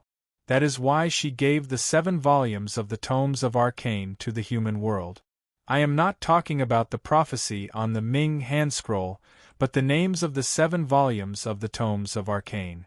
The middle-aged Taoist had been in charge of the 7 volumes of the Tomes of Arcane in the Jisho Abbey. Naturally, he knew the names of the 7 volumes of the Tomes of Arcane. He said in a trembling voice, "The sun sets and the sand shines, and the sky opens up?" The Abbey Dean looked at the sky outside the window and said expressionlessly, "Yes, she wants to open up the sky again." The middle-aged Taoist looked as if he had suffered a heavy blow. He said with a pale face, "Then what should the human world do?" The Abbey Dean ignored his shock and uneasiness. He slowly closed his eyes and continued, "She wants to return to the kingdom of Hautian, so the divine hall holds the right to light. She wants to use the pure blood of the Chen family for tens of thousands of years as a sacrifice to open up the path to heaven. However, she will definitely fail because the Academy will go to the Peach Mountain. Even if the people of the Academy have already reached the Peach Mountain, the Academy will also fail, because she knows everything. She has been waiting for the people of the Academy on the Peach Mountain. But she will also fail because she thinks she can do it, but in fact, she can't. So in the end, everyone will fail, and no one will win. This passage seemed to be telling a story that had already happened, but in fact, the story had not happened yet. Therefore, it was filled with an indescribable feeling of prophecy. The middle-aged Taoist said in shock, "There is something that Haotian can't do?" The Abbey Dean opened his eyes and looked at his younger brother beside the bed. He said, "Even if the sun sets and the sand opens up tomorrow, she still needs to cut off her connection with the human world in order to return to the divine kingdom. However, she doesn't understand that the aura of the human world left in her by the headmaster of the academy and her connection with the human world are not so easy to cut off." The middle-aged Taoist was sweating profusely, thinking that what his senior brother said today was extremely disrespectful to Haotian. He said in fear, "Haotian knows everything in the world, and she naturally knows what you want to do, senior brother." The Abbey Dean said indifferently, "Now, even I don't know what I will do. Even if she knows everything, how can she know something that doesn't exist?" Ning Ke closed his eyes on the precipice, but the precipice still thought that he was looking at him, because this was the intention. Even if he used the method of the Buddhism sect, he could only calm his mind, but he could not make it disappear. In fact, no one could make his mind disappear and escape from the calculation of heaven's will. But the Abbey Dean said so, and he could really do it, because even though he was now a useless person, he was still a useless person in the state of pureness. In the history of mankind, there had never been such a powerful useless person like him. The middle-aged Taoist asked, "Senior brother, what should we do?" The Abbey Dean said, "Ashes to ashes, dust to dust, the divine kingdom to the divine kingdom, and the human world to the human world." The middle-aged Taoist said in a trembling voice, "This is a gamble."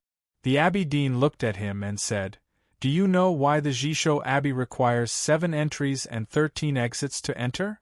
The middle-aged Taoist shook his head.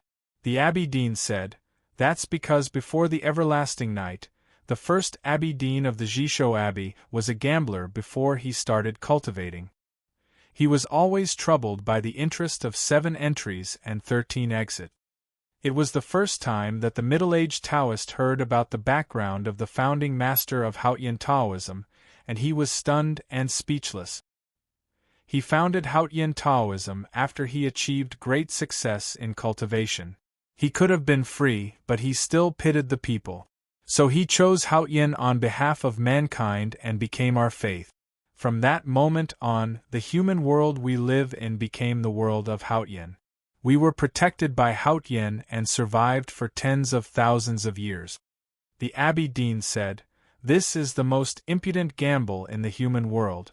Haotian Taoism has gambled on behalf of mankind for countless generations. Why shouldn't I continue?"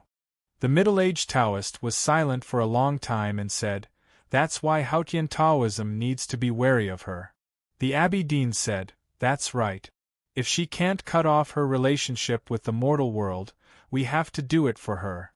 If even Haotian Taoism can't do it, then we have to find a way to cut her off as well." The middle-aged Taoist said, "What about Pippi?" The Abbey Dean said, "He is also a disciple of Haotian Taoism.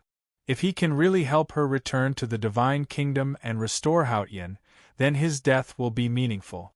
If the right to light turns out to be a joke, he won't die. If he doesn't die, then he will have a great lucky chance. My blood flows in him, and he is a student of the headmaster of the academy. Whether he lives or dies, he will not be mediocre. If you like this work, please come to Qidien. Come and vote for me. Your support is my greatest motivation." Chapter 868. Because of the right to light, powerhouses like the National Master of the Golden Tribe Royal Court and Qin Yen of the Xiankong Temple had come to the divine halls of West Hill. Ning Ke would not be able to resist any one of them. That was why he had kept a low profile and spent most of his time in the Revelation Institute. He did not even go to the precipice. According to his style of doing things, he should not have put himself in such a dangerous situation. In fact, according to his original plan, he would only stay for a month at most after sneaking into the West Hill Divine Palace. He would start his attack before the right to light officially started. However, he did not expect the situation to change so suddenly. Chun Pippi was imprisoned in the U prison by the West Hill Divine Palace, so he could only wait. Before he left Qinghe Prefecture, he had told Wang Jinglu that he would be back in a month at most. Now that it was autumn, he could not leave. He had to send another message to Qinghe Prefecture to ask Wang Jinglu to wait a little longer. As for Wang Jinglu's arrangements, he had no choice but to ignore it for the time being. It was already night. He returned to the Revelation Institute and took out his arrow box and iron cutlass. He walked along the path behind the Revelation Institute to the front yard of Peach Mountain. The front yard of Peach Mountain and several divine halls on the peak formed a straight line. The front yard was extremely wide and could accommodate tens of thousands of believers at the same time. It was the place where the right to light would be held. The deacons of the divine halls were tidying up the place. Not far away, several high-level array tactical masters were reinforcing the front yard. They must have arranged some dazzling miracles for the right to light. Ning Ke was wearing the uniform of a servant of the Revelation Institute. He looked like a servant in black and did not attract any attention. Although the front yard of Peach Mountain was heavily guarded, his speed and reflexes had long surpassed that of ordinary people. He sneaked into the forest on the left and buried the arrow box and iron cutlass in the soil on the side of the yard. He brushed off the dirt on his clothes and looked at the countless torches in the night. He looked at the nervous deacons of the divine halls and imagined the grand scene of the right to light in a few days. Even he began to feel nervous. Then he looked at the 4 divine halls on the peak and frowned slightly. Tonight, he did not look at the divine hall of light. Instead, he looked at the black divine hall of judgment on the edge of the cliff. The divine hall of judgment was a little far from the other 3 divine halls. It was cold and lonely. His last resort was the seat of heavenly black jade in the divine hall of judgment. However, it was too risky for the woman on the seat of heavenly black jade. Therefore, he could not make up his mind. As time went by, Chun Pippi was about to be burned to death. He heard that Yi Hongyu had been meditating in the hall ever since she returned to Peach Mountain from Chang'an. He had not seen her since he came to the West Hill Divine Palace. Since he could not meet her by chance, he had to go and have a look. It was already autumn in Qinghe Prefecture. Wang Jinglu received the secret letter from Chang, and An was silent for a long time. Then, he put on the bamboo hat again and left his residence in the carriage. He came to an ordinary house in Yangzhou City. Wang Jinglu Academy kept coughing. He stood outside the door for a while to make sure there was no ambush. Then he walked into the house and put the medicine on the table. He asked, "What do you think?" A young man was lying on the bed. His thin cheeks were very pale and he looked very haggard. The smell of medicine in the house could not completely cover the smell of blood behind the bed. There was a pile of gauze stained with blood behind the bed. The man was Cui Huasheng. He was a member of the Cui family. His wife, Qiu Fangu, was the youngest daughter of the former Ruyang Zhizhou of the Tang Empire. On the day of the rebellion, the Qiu family was destroyed by the rebel army and his wife died on the spot. Cui Huasheng was so angry that he made a speech in Yangzhou City. Finally, he was punished by the Cui family. He was beaten in the family temple and hung on a pillar for 3 days before he was released. The family rules of the Qinghe clans had always been strict. If Cui Huasheng was not the nephew of the clan leader, Cui Shi, he would have been beaten to death. Even so, he was severely injured. Even though he survived, the wounds on his body never healed. He could only lie on the sickbed and suffer like this.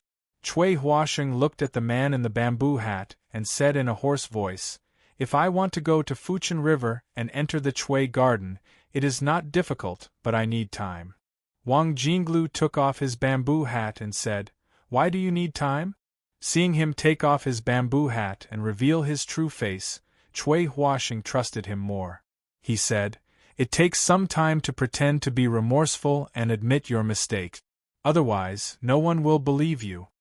Wang Jinglu nodded and said, "That makes sense. I was worried that I would appear too stiff. Fortunately, we have more time now." Chui Huasheng said, "Chui Shi's birthday banquet is over. There are still some days before the next Chui garden banquet." Wang Jinglu calculated the time and found that it coincided with the right to light. He said, "That's just right." Chui Huasheng seemed to have thought of something and coughed again. After a while, he calmed down and looked at Wang Jinglu and asked seriously, "Aren't you worried that killing too many people will force the Divine Hall to fight?"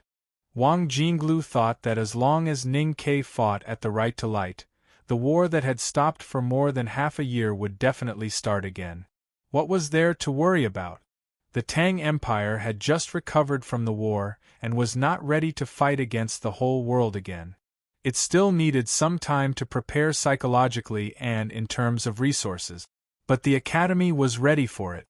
They believed that as long as Ning Ke could carry out the plan perfectly, the West Hill Divine Palace would not dare to start a war. What really worried the Academy was the drunkard and the butcher, the two swords that had been hanging outside Chang'an. But it was also because of this that the Academy was determined to carry out the plan. Only by doing so could they stop the two from fighting, even if it was only for a while. Eldest brother was not at the back of the mountain of the Academy. He should still be in the palace, presiding over the restoration of the God-stunning array. Fourth brother and sixth brother were also there as assistant. Third sister Yulian had gone far away after the battle. The rest were still in the long process of healing. Now the back of the mountain of the Academy was under the command of second brother. Junemo was a swordsman. If he wanted to protect the back of the mountain of the Academy, he had to sharpen his sword. That was why he had been sitting under the waterfall behind the courtyard to sharpen his sword these days. He had been sharpening his sword day and night. Now he had worn through more than 10 hard stones, but he still could not calm down. It was like the sleeve on his arm swaying in the wind. Muyu walked to the lakeside with the food box in her hand. She looked at his empty sleeve and his neatly combed gray hair. She felt a little gloomy. Then she said gently, "The headmaster once said that Pippi was happy and knew his destiny. He must be blessed in this life. Youngest brother is in the Peach Mountain. You must save him." Junemo could not calm down. It was not because of his gray hair and broken arm.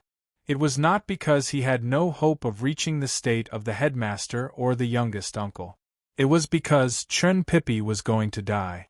In the back of the mountain of the Academy, he had taught Chun Pippi a lesson the most.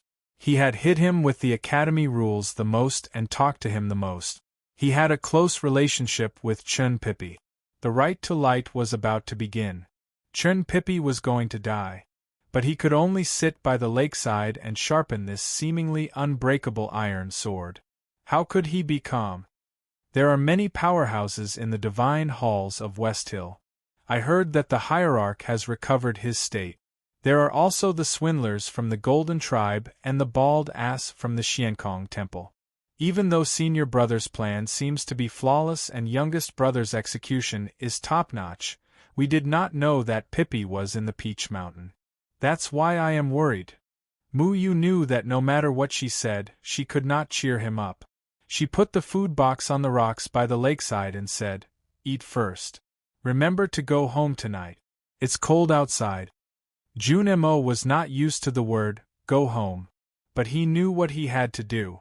He stood up and said, "Thank you for your hard work these days. I will go home tonight." After eating, Junemo continued sharpening his sword. The hard bluestone surface was ground into fine powder by the iron sword. The powder floated on the surface of the water. That was probably the strong foam. 2 young men came to the lakeside and brought him water. At the same time, they carried the food box back to the small courtyard. Looking at Junmo's lonely back, they hesitated.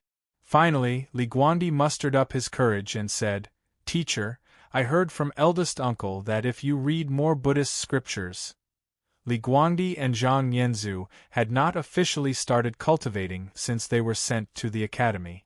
They had not reached the initial awareness state and were just ordinary people.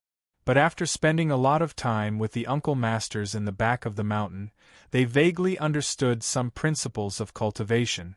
Or rather, they only vaguely understood some words. Seeing their teacher being distressed by sharpening his sword by the lakeside, they were very anxious. They even tried to give Jun Mo some ideas. Li Guangdi's voice became smaller and smaller because he himself felt that he was talking nonsense. Moreover, they knew from the fifth uncle that their teacher hated Buddhism and monk. It was said that the stone statue of Buddha on the Hua mountain that crushed the Lank temple was cut down by his teacher with his sword. How could he ask his teacher to cultivate in Buddhism? Jun Mo did not look back or get angry. He said, "When we get to the small town, listen to Chao Shaoshu. Even though you haven't started cultivating, you are disciples of the academy. You can't bring shame to the academy." Many years ago, when Ning Ke took the students of the academy to the wilderness for practice, he said the same thing. The request was simple, but it was also very stressful. The two young men thought about the upcoming journey and the things they had to do. They were a little afraid and looked at their teacher's back reluctantly. Zhang Yanzu hesitated and said, "Teacher, this time we may not come back alive. Don't worry, we are not afraid, and we won't bring shame to the academy. It's just that." Jun Mo did not let his disciple finish his words. He turned around and looked at them and said, "As long as you want to live, you will. Even if Haotian asks me, this is the only answer I can give." That night, Jun Mo stopped sharpening his sword and returned to the small courtyard. Mu Yu made supper for him and brought breakfast the next morning. She sent Zhang Yanzu and Li Guangdi out of the Cloud Gate array and to the front of the academy. She kept reminding them. The two young men knelt down and kowtowed to her. Li Guangdi said, "Mistress, you'd better go back early.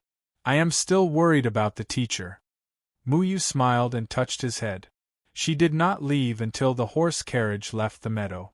Since she was the mistress, she had to act like one. When she returned to the small courtyard at the back of the mountain, she realized that she should have come back earlier, just as Li Guangdi had said. She looked at the gray hair on the ground and was extremely shocked. When Jun Mo raised his head from the well, her body swayed and she almost fainted. Jun Mo was very particular about his appearance. His hair was always neatly combed, no matter if it was black or gray. The ancient crown was always straight. Now his hair could no longer be combed as meticulously as before. He could no longer wear the iconic ancient crown, because he had cut off his hair. Try to finish the next chapter before 4:30. To be continued. If you like this work, please come to Qidien.com to vote for me. Your support is my biggest motivation. Chapter 869. Mu Yu looked at Jun Mo's head and clenched her clothes tightly with her right hand. She bit her lips hard and said in a trembling voice, "What are you doing? Do you really want to practice Buddhism?" Jun Mo had just washed his hair by the well. The clear water dripped down from the top of his head and wet his clothes. Hearing the voice behind him, he didn't turn around and said, "It's okay to read some Buddhist scriptures."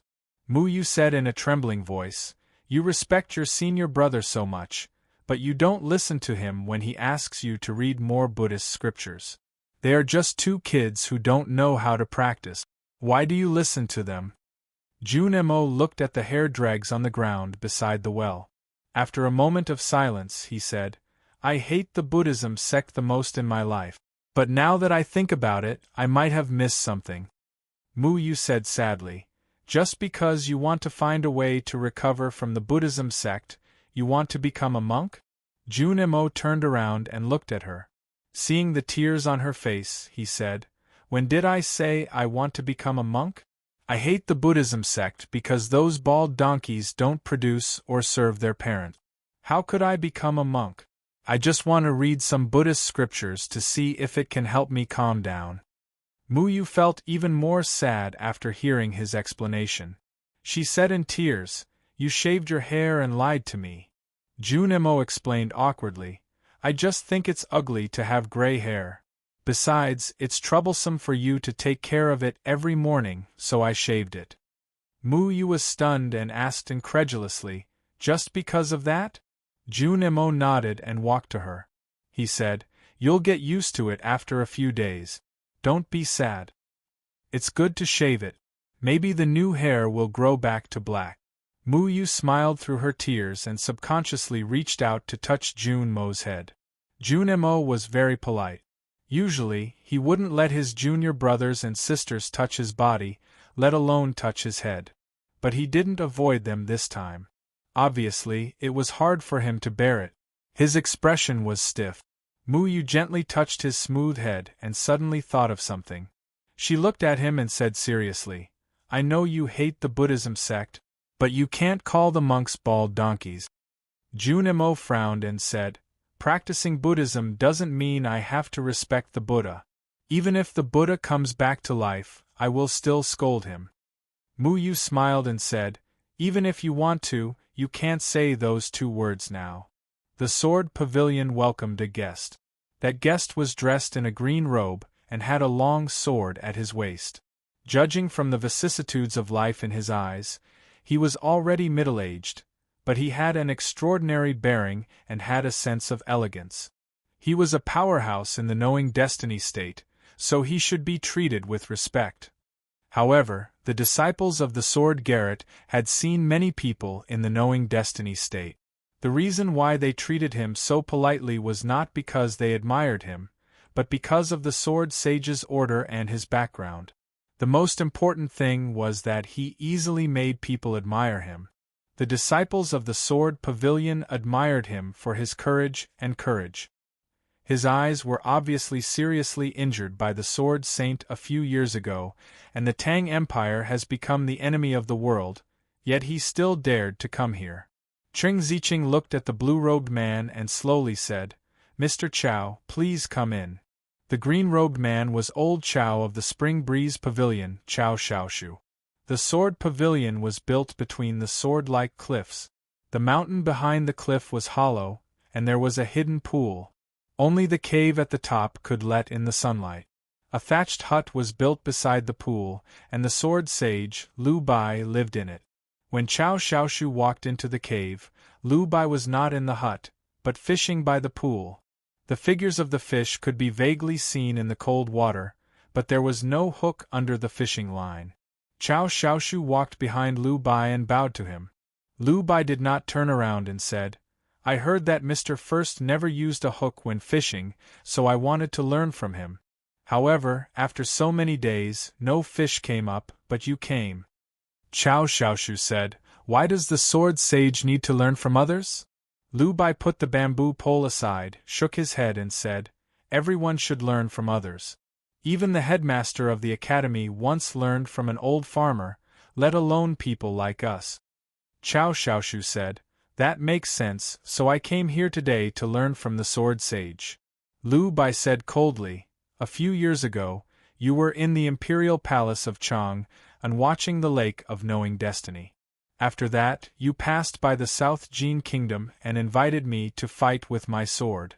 For the sake of the Tang Emperor, I gave you a sword, and you were blind for several months. Even if you have made progress now, how can you be my opponent? If you had directly entered the second floor of the academy, there might have been hope. Now that you say learn from me, it is so arrogant and stupid.